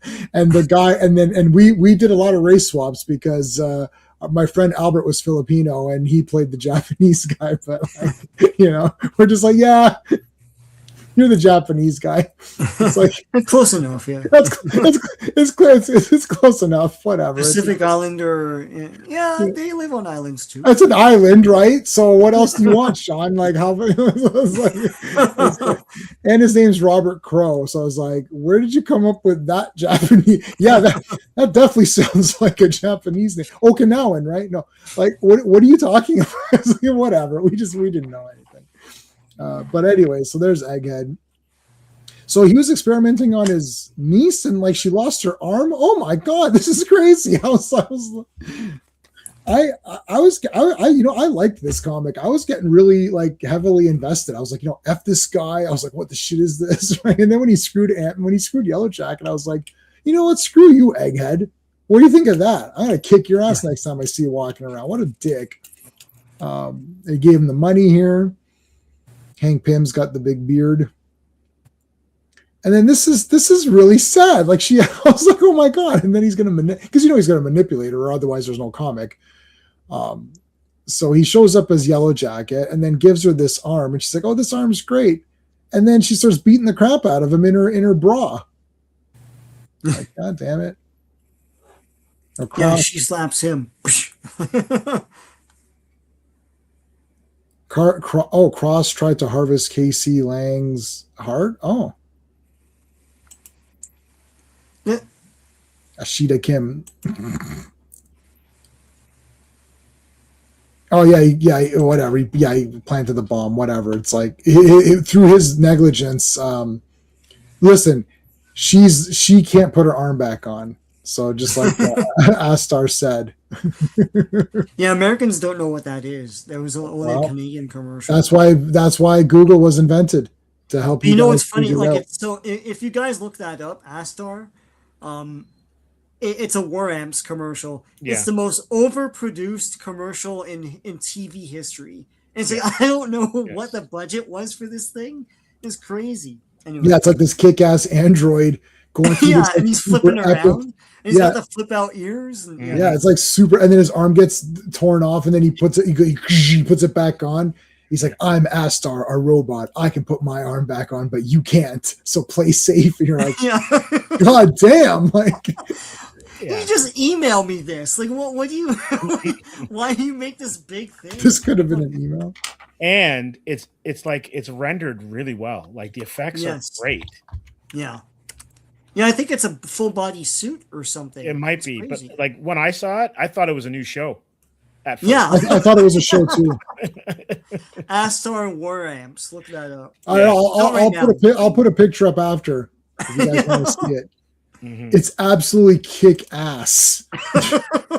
It looks like one of those, in the old days with the TSR books and all that, or classical, no, like like those cool sci-fi covers where every cover just looked the best ever. Yeah. It's just like Bangers, all of them. yeah, it looks like Yeah. that. I'll show you a screenshot afterwards when we're done this issue.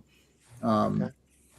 So basically, Egghead. Let me see my notes. Egghead makes the arm for the niece. Yep. So then it takes over her controls. It controls her, and then he can control her through that. And then he's forcing Ant-Man to go steal this military stuff, which we'll find out what it is momentarily. And then, or he's going to kill her. And there's and if he tries to disarm her, it'll explode. All this stuff that's booby trapped and everything. So it's the typical superhero stuff. So the rest of this is Yellow Jacket breaking into this military installation and doing a lot of cool stuff here. And then he's looking for some adamantium, which you'll see momentarily. So first, they all go through and Ant-Man's this actually was very cool to show what Ant-Man can do, or Yellow Jacket can do. I'm just going to call him Ant-Man. What Ant-Man can do. It's pretty cool, attaching shit and detaching circuits and going in and taking shit apart. That's why I liked Ant-Man in the Civil War movie, because him going small and going in and breaking up Iron Man's tech, and he's like, who the hell's talking? He goes, why is there a voice in here? He's like, it's your conscience, Tony. We haven't talked much. He's like, wait a minute, who's talking? Who's here? This is super funny, man. That was great. So there's the adamantium. I'm gonna break in to get it. So Yellow Jacket tries to warn the Avengers, and he sets off sort of like an alarm signal to get them to come there. Yeah. If Yellow Jacket, he does call them now, but then it's a misunderstanding. Yeah. It's all messed up. And it's Mark Weisinger comics. Yeah, except just better, done better. Yeah. Yeah. Context. Yeah. Yeah. So here they come. And they're coming to escape, and then it's like, here comes the 4 Avengers. It's another one of those Fisher Price mini jet things. Yeah. Yeah. I think it's anytime. See, this guy Hull is different than the last artist last week, who did that. I think Gene Colan did that ship too. But the common line is Jim Shooter. I guess he wants this toy-looking ship. Maybe he was making a deal with someone that fell through, like a toy. Yeah, that's a good question. So now he's forced to fight the Avengers, or else they'll kill the girl. Whatever. So I like this, jumping on the shield here and shooting. All this stuff is cool. Ant-Man maybe isn't the best for in comics, but in the live action, it's really cool because going small and doing all that stuff is really neat. His design's really cool too. Yeah, it's there's a cinematic quality to that going small, and especially even in Ant-Man 1 when they're fighting in a briefcase and stuff, it's super cool, falling down and fighting. That's neat. There's something neat about it in the live action world. He smacks Janet again. Wow. Again. Wow. Well, she fell for it last time. Oh boy, get the other eye. Anyway, no, that's Yeah. Wow, Sean. Wow. Yeah, he got her again. So But when you think about it, Marvel's got Reed and Parker who've both hit their wives at various points. But the Parker one, that's how they should have handled this, and that they just ignored it. Like it's not really part of canon. Like I don't know if they really addressed it. She was canon. pregnant at the time too, I think. Yeah, she slams against a wall, right? Is that the one? I think and it's so. like kind of red. I think so. Yeah. It was in the 90s, no? Yeah, it was definitely in the 90s where they're trying to be edgy and it was just like But the thing about that, they just ignored it and that was it. And the fandom moved on because they're like, well, he would never do that, so this just doesn't exist. And that was it. No trying to address it in canon, all this crap and ruining the characters more, It's better to just not even bother with it. Just be like, oh yeah, ha, ha, and then just forget it. And then that, because like every time, address it in the letters page and say, you know what, we messed up. It doesn't exist anymore. It's done. Kind of like they did when they had the dude change ethnicity between one. Say, look, we messed up, and then move on. Well, it became part of Ant-Man's character now, and that's And the funny thing is that before the Ant-Man movie had come out, and before when the Ant-Man movie, when the Ant-Man movie came out, I'd read nothing. When that movie came out, Sean and I, in preparation for the movie, we coincidentally covered the first appearance of Scott Lang. We said let's do the first appearance of Scott Lang because that'll tie into the movie. So we did the pod. That was in podcast days, not YouTube. So we did the podcast on it. And that was the first Ant-Man comic I read. And I thought, this is pretty cool. So then I went and when that movie came out, I bought the Tales of Suspense. I started Tales of Suspense with Hulk and Namor. I actually have the physical copies. So when Namor first appeared in Tales of Suspense, from that point on, I have every Tales of Suspense and almost all of Namor's comic after that. So Ant-Man was gone by then. So I went and bought the whatever Ant-Man movie deal, 50% or whatever it was on Comixology. Then I started reading Ant-Man. I thought, this is kind of neat. So I was actually reading quite a lot from the beginnings because I liked that movie so much. But the only thing I knew, whatever date that movie is that Hank slapped. And I was like, it's just he's an asshole. Because in West Coast, in West Coast Avengers, he's just normal. Yeah. Right. Like the West Coast, because I was collecting West Coast Avengers, but he's just a normal guy. So to me, he's just scientist guy. In my head canon, in my memory is that he slapped her and then they kicked him out and then he was never a hero again. That's literally what I thought. Mm-hmm. So if I thought it, then the general public thought even less. Right. Yeah. Like he's the star of the Saban Avengers cartoon. Like they tried to move ahead with him, but that's the thing with a story like that. It just always dogged him. Mm-hmm. It's like that's what most people know about him. It's like before Iron Man, most people knew that he was a drunk at one point in the yes. Comics. And when they announced the movie, I saw several headlines online and also in the news, like entertainment and stuff. Calling him the alcoholic superhero.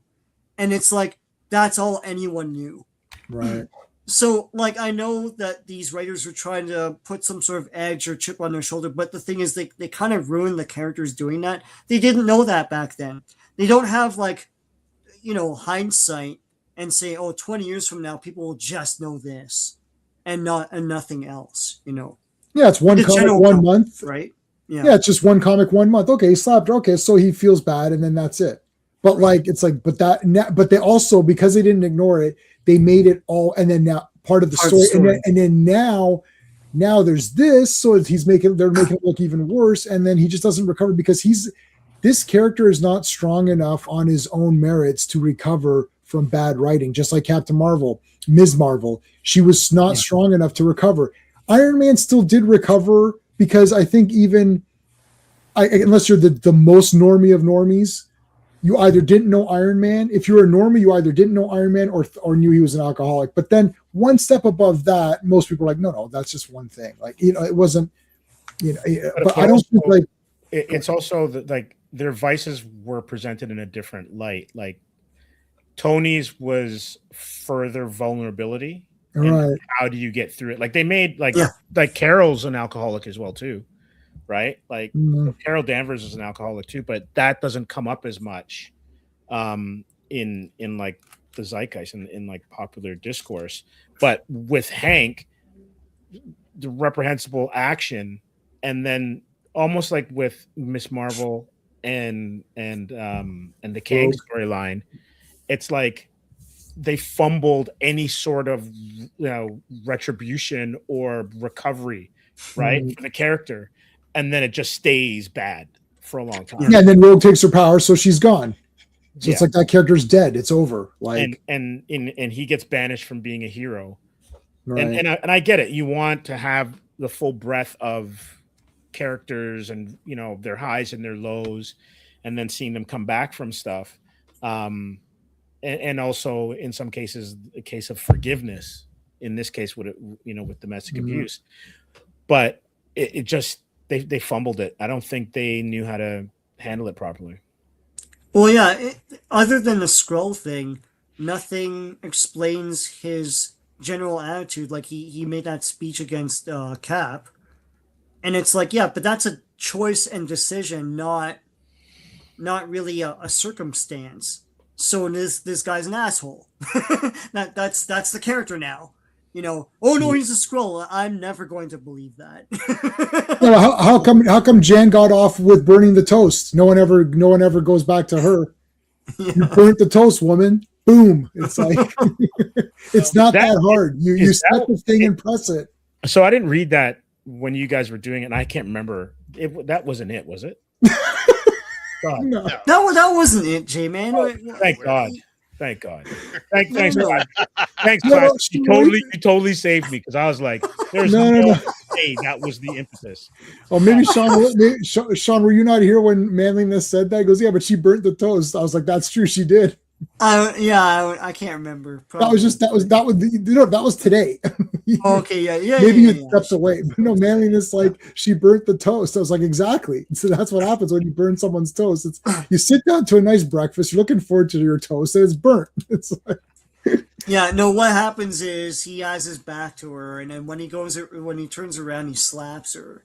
No, they're supposed to be. They're having a meeting. And she's taking forever picking her outfits. So then he burns one of the. She's like, "Oh, should I wear this costume or this costume?" And he burns, like, he literally zaps one. That's of them. the opening. Yeah, that's the. That's true. Yeah. Yeah, and then and he goes there. Now you have. Now you have one choice. Yeah. Now you have one choice. Yeah. Complete asshole.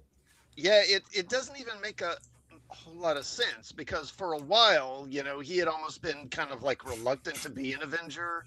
Right. And he had left the team a couple of times before, basically saying, I'm more comfortable in the lab, or I'd rather just work in the lab or whatever. And then in that issue, suddenly he's like desperate to be an Avenger again. Yeah. Yeah. They brought him back to ruin him. Yeah. Because the lab, basically, he's not doing anything worthwhile in the lab or something. But I don't know. And then he's like pissed at her because of that. But it's Shooter's interpretation. That's the thing. Like, that happens when Shooter takes over writing. So, and before that, as you're saying, Classic, he had different priorities. Yeah. So, again, I think we have to bear in mind, because we'd like to think that, when they're doing these issues, they're like always like thinking of crafting the best story they can do, and stuff like that. But 99% of the time, they're basically just trying to get this thing done and get it published on time. Yeah, right. It's like when you're in high school or college and you're doing a term paper or something. Do you really do the best job on that term paper? You just get it done at the last minute and get it in so it's not late. Right. Yeah, and in some courses you care more than others, so some will be better, right? Like, yeah. You're like, okay, like this issue ended up being really good because for whatever reason I was really excited to do this story or whatever, right? Yeah. Anyway, so he's beating them all up because the girl's gonna get killed. And there's now there you go. The double axe handle and then what's his name slapped him. Oh my God! Right in the kisser. Right in the kisser. Yeah. the pie hole or whatever they call it. So Right. they're slapping him around like, oh my god. Jeez. Yeah, like killer whale. Yeah, pint-sized Hank is getting slapped around. Interesting. Yeah. All right. So now they got him. And he's like, no, Egghead made me do it. This thing was booby trapped. It's going to kill her. And they're like, I don't see any booby traps. And I don't see any they're like, oh, block his transmission because he can control her through this thing. It's like, I don't see any transmissions. So like Egghead stopped it all when it looked like he was going to lose or whatever. Egghead talks to himself saying that he stopped the the transmission. Yeah. It's a good thing I stopped that transmission. Like, Yeah. and so they don't believe Hank. And then now he's in jail. So he comes quietly with them. Come quietly or there'll be trouble. So he goes quietly. That's it. And there's a paper on a silver platter. There you go. Wow. Ex-Avenger jailed. Daily Bugle. What that trash paper? New York's newspaper. What the hell's going on here? Oh god, we're gonna have problems with that next week. Oh. How did that cover get? Are we gonna have problems next week or what? Fly today, would it? No way. Yeah. So there you go. So we'll are we going to 121 next week? Let me see. Just up to 220, right? Yes, we're going to 220. Oh, okay. And then 221 will be the week after. Yeah. So in 221 we'll get another membership shakeup. Nice. We'll have a couple of new members joining, and the book overall kind of picks up again. I mean, it's that period of like 150 to 200 is kind of like the heyday of the Avengers for me. But after this, it becomes a pretty solid book for a while. All right. So yeah, looking forward to that. So I'm gonna we'll do that. It'll be same start time. Check out here. I got this. I set this up for you. Yes. That's Astar the robot. So this is the actual commercial. Like it looks like this. Like look at the makeup on this guy. So what is this a commercial for? War amps. Yeah. It's just like It's like war amputees and stuff. prosthetics for kids and stuff. Yeah. And about being safe, that's so you don't lose your limbs and stuff like that. Yeah, so it's like this. Sorry, do they not have war amps in the States? Is it not called that? No? I've never heard of it before. Okay, so yeah, it's an organization that creates prosthetics for kids that lose their limbs and things, but also like veterans and stuff as well. So Yeah. I mean, we've got organizations like that, but I've never heard the war amps. yeah, okay, Yeah, so that's what it's called. Maybe you just So haven't- basically, this guy's friggin' jumping around and moving through this like epic space area, and you're like, holy shit, this is and I was like, is this a movie? This is the greatest movie ever made. It's like we're like, what the hell? And then it's like, and then his arm gets destroyed. You're like, oh man. And then it's like he puts it back on. He's like moving around. It's like, yeah, it's all back. He's like, I'm Astar, a robot. I can put my arm back on, but you can't. So play safe. I was like, I want this movie. I don't care about playing safe right now. Like, where is this movie? I'm sure it's on YouTube. I can't play it. I'll put a link to it here. Let me see if I can find it on YouTube, and I'll put a. It's on YouTube in Retro Ontario. Retro Ontario. Retro Ontario would have it. Someone made like a longer one that's fake, but Don't look at. I'll send you the real one. I found it. Yeah. Yeah. It's on Retro Ontario. Yeah, hold on. Oh my god. I'm looking at it. God damn, man, this is awesome. Yeah, oh shit, the ears oh my god. You guys gotta okay, you gotta watch this trailer. It's not, I don't know what it is. This looks better than Avengers Doomsday or whatever. Okay, hold on. Astar. And this was when? This was what, like mid to late 80s? mid 80s, yeah. Astar the robot. So when did that come out? The story behind the weird PSA war amps.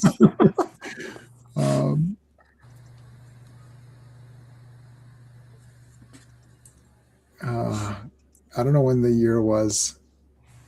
Oh, you guys got, so there it is. The link's in the chat there for you guys to check out. And It's pretty badass. And then someone like, what is this? Like,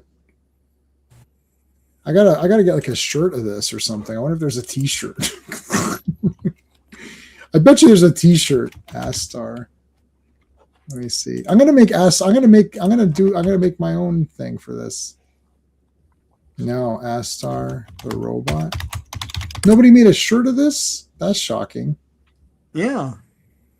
That's very shocking. Huh. I feel like that's like definitely a shirt guy or whatever. Astars when you eat when you eat too much Taco Bell. I do like Taco Bell. Did I show you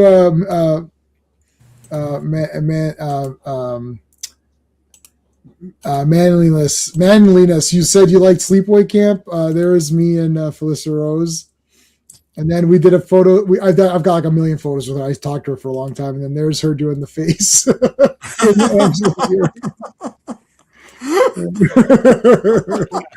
That's for you, manliness. I like that she's into it. Oh, she is super into it. Yeah, I know. I wanted to look at the Molecule Man. This was 1984. That's when it first debuted. Wow, it looks insane for 84. But yeah, it's nuts. Yeah. Oh yeah, so here he is. Yeah, okay, this is the one. This is the one I remember. Yeah. Yes, this is it. He doesn't look that. Does he have this? He must have the face, right? Yeah, he does have the face. He has like the lines on his face. He looks more like a pipsqueak in the other one or whatever, but he's not. Yeah, I'm not sure what happened there. I don't know if someone thought he was Dudley Moore or something like that. Yeah. But he doesn't look that way normally. Oh, that's a custom. Yeah.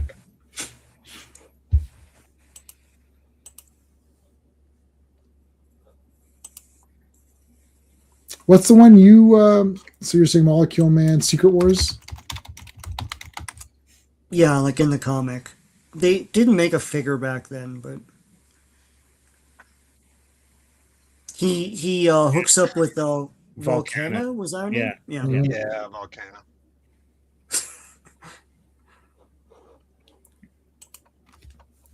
Try Shirt Punch. Okay, I'll check Shirt Punch. Gave you nightmares as a kid? I don't know. I saw it when I was young. I thought it was hilarious. I was completely stunned at the. Have you seen Sleepaway Camp, Steve? No. Okay, so you don't know. Okay, hold on a second. Do not chat. Don't say anything. Don't say shit for just a second here. I'll watch it after we're done. Okay, hold on. Classic comics. You've seen Sleepaway Camp, right? Yeah, I think I did, but it's been a long time. Okay, so hold on a second. So Steve doesn't know the significance of that face. Of that face, yeah. Oh my god, I can't believe it. I can't believe this is happening. You are going to be absolutely check the year of it first. Hold on a second.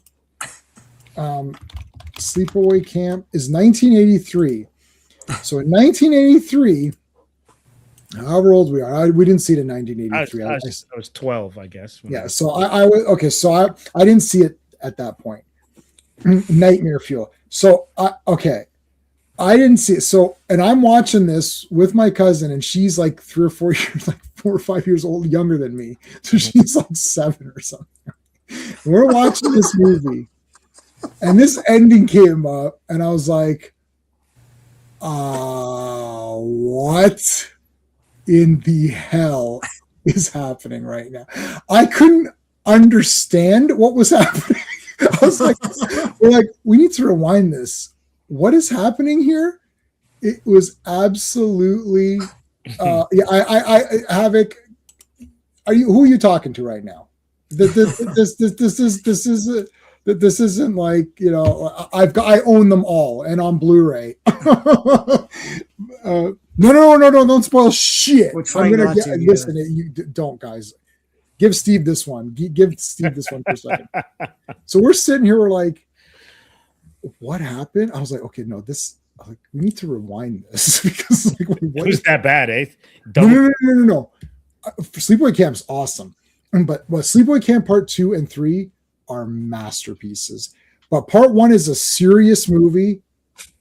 It was a serious. It's a serious movie. It's a serious movie. It's a slasher. It's a serious movie. There's like a and then Sleepaway Camp Part 2 and 3 are just Sleepaway Camp Part 2. There must be like 50 victims, like not on screen, but like everybody. You put in Sleepaway Camp Part 2, every person you see dies. Like I think there's literally one, because they're gonna pan. There's like a ton. Mm-hmm. And you're gonna be like, yeah, they're all dead. Like, it's crazy. Yeah. Part 1 has James Earl Jones's dad. Yeah, James Earl Jones's father. Yeah, he was an actor too. Yeah. Yeah. Okay, so it's a short movie. You need to watch that and message me immediately. Like, this is unbelievable. This is like, you've seen Planet of the Apes, right? Sure. Yeah, okay. This is the horror movie Planet. Like, everyone, it's like everyone knows this ending. There's people that just know this without. It's like, oh, is that the one with this? Right? Because there's another movie called Pieces, which I will tell you the ending of.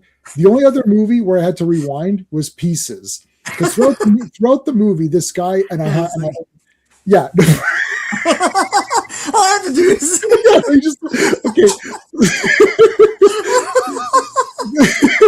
There's this movie called Pieces, so you can tell what it is. So the guy's going around and cutting up women and assembling the perfect woman, like it's Frankenstein. Yeah.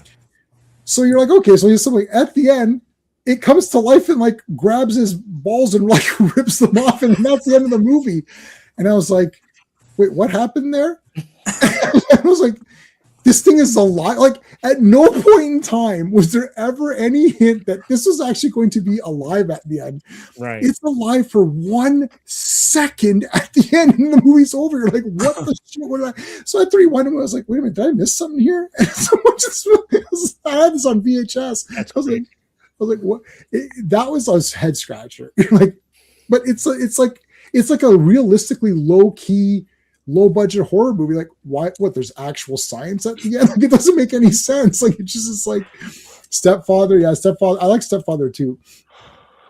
I don't own Stepfather 1. I haven't seen that in a long time. But no, dude, Sleepaway Camp. So the fate. Even with us building this up, you're still gonna be like, what the hell? There's no predicting it. Because it's out of nowhere. You're just gonna. It's absolutely cray, huh? It's legit awesome. So I talked to her for a long time about Sleepaway Camp. I walked with her. It was at Niagara Falls Comic at Frightmare at the Falls, and I walked with her. She came out of the hotel, and I happened to be there. And I was like, "Oh my god!" And she's like, "Yeah, walk with me." So I walked with her with her luggage all the way to her table. Talked to her all the way there. She set up her while she was sitting up. We talked and talked. We talked more. And then we were talking so long that Steve and Owen were like, Jay, we got to go. I had to cut it off. I was like, okay, I got to go.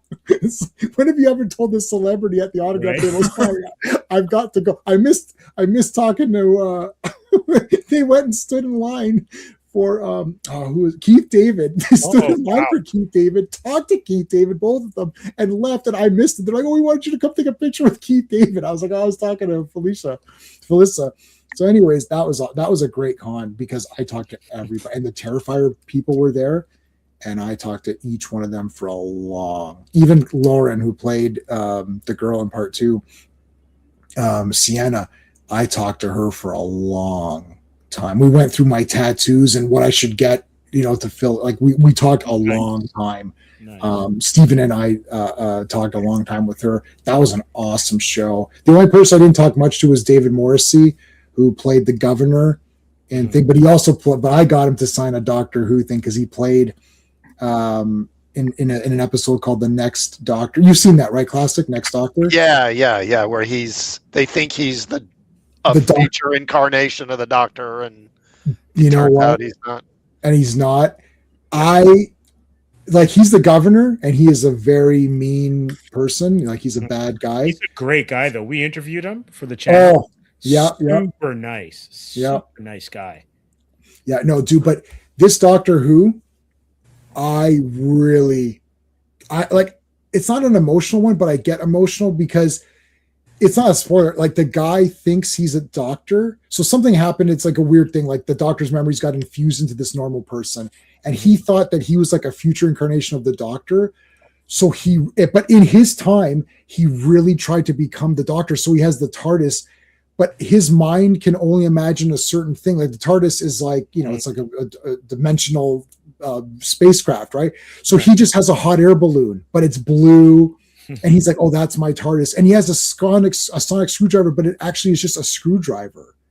And so he tries to and he goes, well, the doctor always has a companion. So and he remembers Rose as a companion. So he gets a woman whose name is Rosita, and he's with her. So, and he's really trying to be the doctor and save people and help people just based on these false memories that aren't his, based because the Cybermen he got one of the Cybermen technology. They have these things where they've got these info rods or whatever, and it went on him, and he thought he was a doctor. And it's so sad because he really thinks he is the doctor, and then it finds out he's not. Yes, and he had lost his family or something like that. That it? He had lost his family, and so he basically kind of took on this other life, I think, kind of to cope with the grief or something like that. Wasn't that it? Yeah. So like he was in like he had lost his son. Everyone died, and it's like his wife died, and his son was taken, and like he just had to deal with it. And then this thing happened, and he just like kind of fell into this, and he really thought he was the doctor. It was fucking awesome. Yeah, it's a good episode. And at the very end, he says this awesome thing where he's like,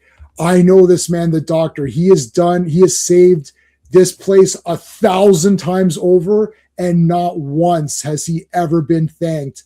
But today he will be like, thank you, sir. And like, yeah, it's so good. This is a Christmas episode.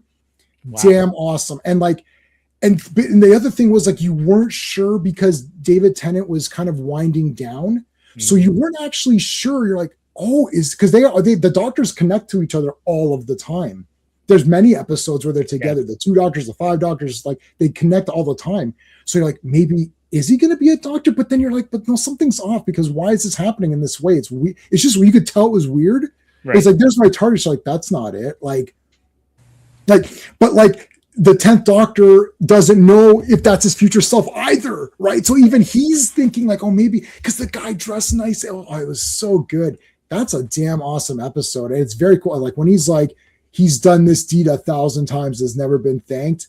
It's like, yeah. And then as a gift at the very end, as a gift to him, he lets him go into the real TARDIS, and he's like, "Oh my god, it's crazy!" Like, he's like, "Yeah, that is awesome." So David Morrissey's the best. We talked a little bit. Actually, David Morrissey. I don't know if I told you this in classic. You'll appreciate this. So they took my phone. I don't have my phone with me, but they took my phone to take pictures with me and him together, and I had Avon from Blake 7 as my background, as my case. So they said they took pictures and David Morse. It was over. I talked, got an autograph, and then it's like, okay, we'll take a picture. And then I was about to leave, and he stopped me. He's like, wait a minute. He goes, is that Avon on your phone? I was like, yeah, Blake 7. He's like, what? He's like, I love Blake 7. I was like, we're going to continue talking. And the next person in line was like, oh shit, because they were going to go. I was like, listen, first of all, it's Blake 7, so go away. Like, you need to stand to the side. I don't care. I pay good money now. So we're talking. He's like, I love Blake 7. He goes, wait. He goes, how are you watching this show? I said, no. I've been getting. I had like a couple of DVDs and the Blu-rays were coming out. So I was like, yeah, I was able to like watch it. I was like, and then I said I pirated it so I could watch the whole thing. But I've been getting the Blu-rays. He's like, oh my god, that was like one of my favorite shows. It was so random. I was like, Blake 7, and he stopped. Yeah, he stopped me. He's like, oh, is that Avon? He knew everything. He's like, is that Avon? I was like, yeah. I said, you're the only person who's ever known that. One of the stars passed away. Yes, Villa. Yeah. That's the way Michael Keating. Villa is the only character that's in. Oh, did he die recently? Yeah. Yeah, last week, I think. Yeah. Oh, I didn't know that. Oh, yeah. Okay. Villa is the only character that is in every episode of Blake 7. My favorite character, one of my favorite characters of all time, is Avon. And I remember Clobby once privately, we were talking. He's like, what's your favorite episode of Blake 7? I said, every episode that Avon is in. He's like, he's in 51 out of the 52. I was like, right. So my first favorite episode is episode 2 to 51, and my second favorite episode is episode 1. He's not in it. So is that like the entire original cast? Are they all gone now? What's her name? Jenna's, I believe, alive, and so She's is still around. Callie, and so is oh no, and Thing is alive. Oh god, the guy that replaced Blake, Tarrant. Oh, I'm giving. Shit, I shouldn't have said that. That was a big spoiler because Sean hasn't watched them yet. But man, Del Tarrant, it has to be. Like, we've debated, my wife and I, we've actually had actual debates talking, and we're like, I don't know, he's pretty awesome. He might be like number 2. She really likes, because when we first watched, like, man, this Tarrant guy's fucking awesome. But then you watch a few times, like, this guy's really damn awesome. It's like, I don't know, he's pretty good. And we're like, shit, are we gonna say that because nobody's better than Avon, that's obvious. But like, I never really warmed up to him. Oh, really? Yeah. I don't know, man. Especially when the brother, that one where you had to go to that weird game thing, you had to fight in that maze thing, like that was awesome. Spoiler from 50-year-old show. I know, but Sean hasn't seen it yet. And it is called Blake 7, so it's slightly weird. Wait a minute, Blake is not in every episode. That's weird. Anyways, listen, it's Terry Nation, and you have to, if you've watched Survivors or anything he does, do not get attached to any characters. Like, that's like, just don't get attached because you're going to be disappointed. You're going to be disappointed. But anyways, so we're gonna leave it at that. But Avon, yeah, Avon and Villa, it's kind of like Kirk and Spock. You know, their bickering was always. Yeah. Klobby saved me on one. I talked to him privately about one episode that I was very upset over something that Avon does with Villa, and he goes, no, he goes, oh my god, Klobby has memorized everything, and he was like, he goes, he goes, the way Avon is talking, he goes, look at how he's talking, Jay. He's like, why would he talk like that? I was like, oh, you're right. It's like he would never talk like that. He's like, yes, he didn't want to find Villa. There's a thing where he has to, it's like, I don't want to spoil it, but like he has to find him, and it's like, oh shit, you're right. He was talking really weird. He's like, that's why. Because I was like, when they yes. Drop the weight. Yeah. And then oh my god, and he goes, you see, yeah, and you can see he's acting weird, right? And he's acting weird because he doesn't want to. But there's other things too where they said they're going to kill those guys, and he's like, listen, I'm not going to sacrifice guys unless there's a damn good reason for it or whatever, right? Like, well, that's what made Avon such a compelling character, though, is because you don't know. Sometimes he just might kill you or turn on you. You don't know. Avon's origin. I know this is the Blake 7 stream for a second, but it's only 4 seasons, 13 episodes a season. Avon's origin doesn't happen until mid-season 3. Like, Rumors of My Death. Is that season 3? I think it's season 3. I don't remember for sure. It's like literally Blake 7, Rumors of Death. Blake 7 episodes. Yeah, Rumors of Death. I think it is season 3. But series C. So they do ABCD. So it's series 3. Dude, series 3, you finally learn like something about the character, and that's my favorite episode. You know what Klobby's favorite episode was? Blake, which is crazy to think that that's his favorite episode. That's insane. Yeah, it's a weird one to pick. Goddamn, he goes, call me crazy. I was like, it's Blake? I was like, he's like, that's my favorite. I'm like, okay. He saw that first. Klobby saw Blake first. That was the first episode he ever saw. Oh, really? Oh, wow, that's weird. That's crazy weird. Mm-hmm. That's like I saw Friday 13 Part 5 first. I mean, I'm sure that. I mean, it's Klobby, so I'm sure it wasn't. But I'm wondering if he wasn't like mixing up the one where they find that other guy. No. It's the one it's the one where you're like, oh, holy shit! It's that one. That's his favorite episode. Huh. Isn't that weird? And that is the first one he saw, which is just, I mean, I don't even know what to say. That's just crazy. Once the Blu-rays, we've already repeated that show 2 or 3 times. We're just gonna repeat the shit out of it. Like that's my top 3 favorite. The top 3 best shows, Doctor Who, all of it except for the shitty ones at the end. Star Trek, the real Star Trek, all 735 episodes minus the ending of Enterprise, which is the worst thing ever. And Blake 7, that's your top 3 shows. You could arrange them in different spots, but if those aren't your top 3 shows, then you don't know what you're talking about. It's like those are your top 3 shows. You can change the order. I'm not saying the order is stuck. If that's not your top 3 favorite shows, you need to reevaluate your shows. You could throw in like Downton Abbey because that's in there too. For me, I like Sherlock Holmes, Jeremy Brett.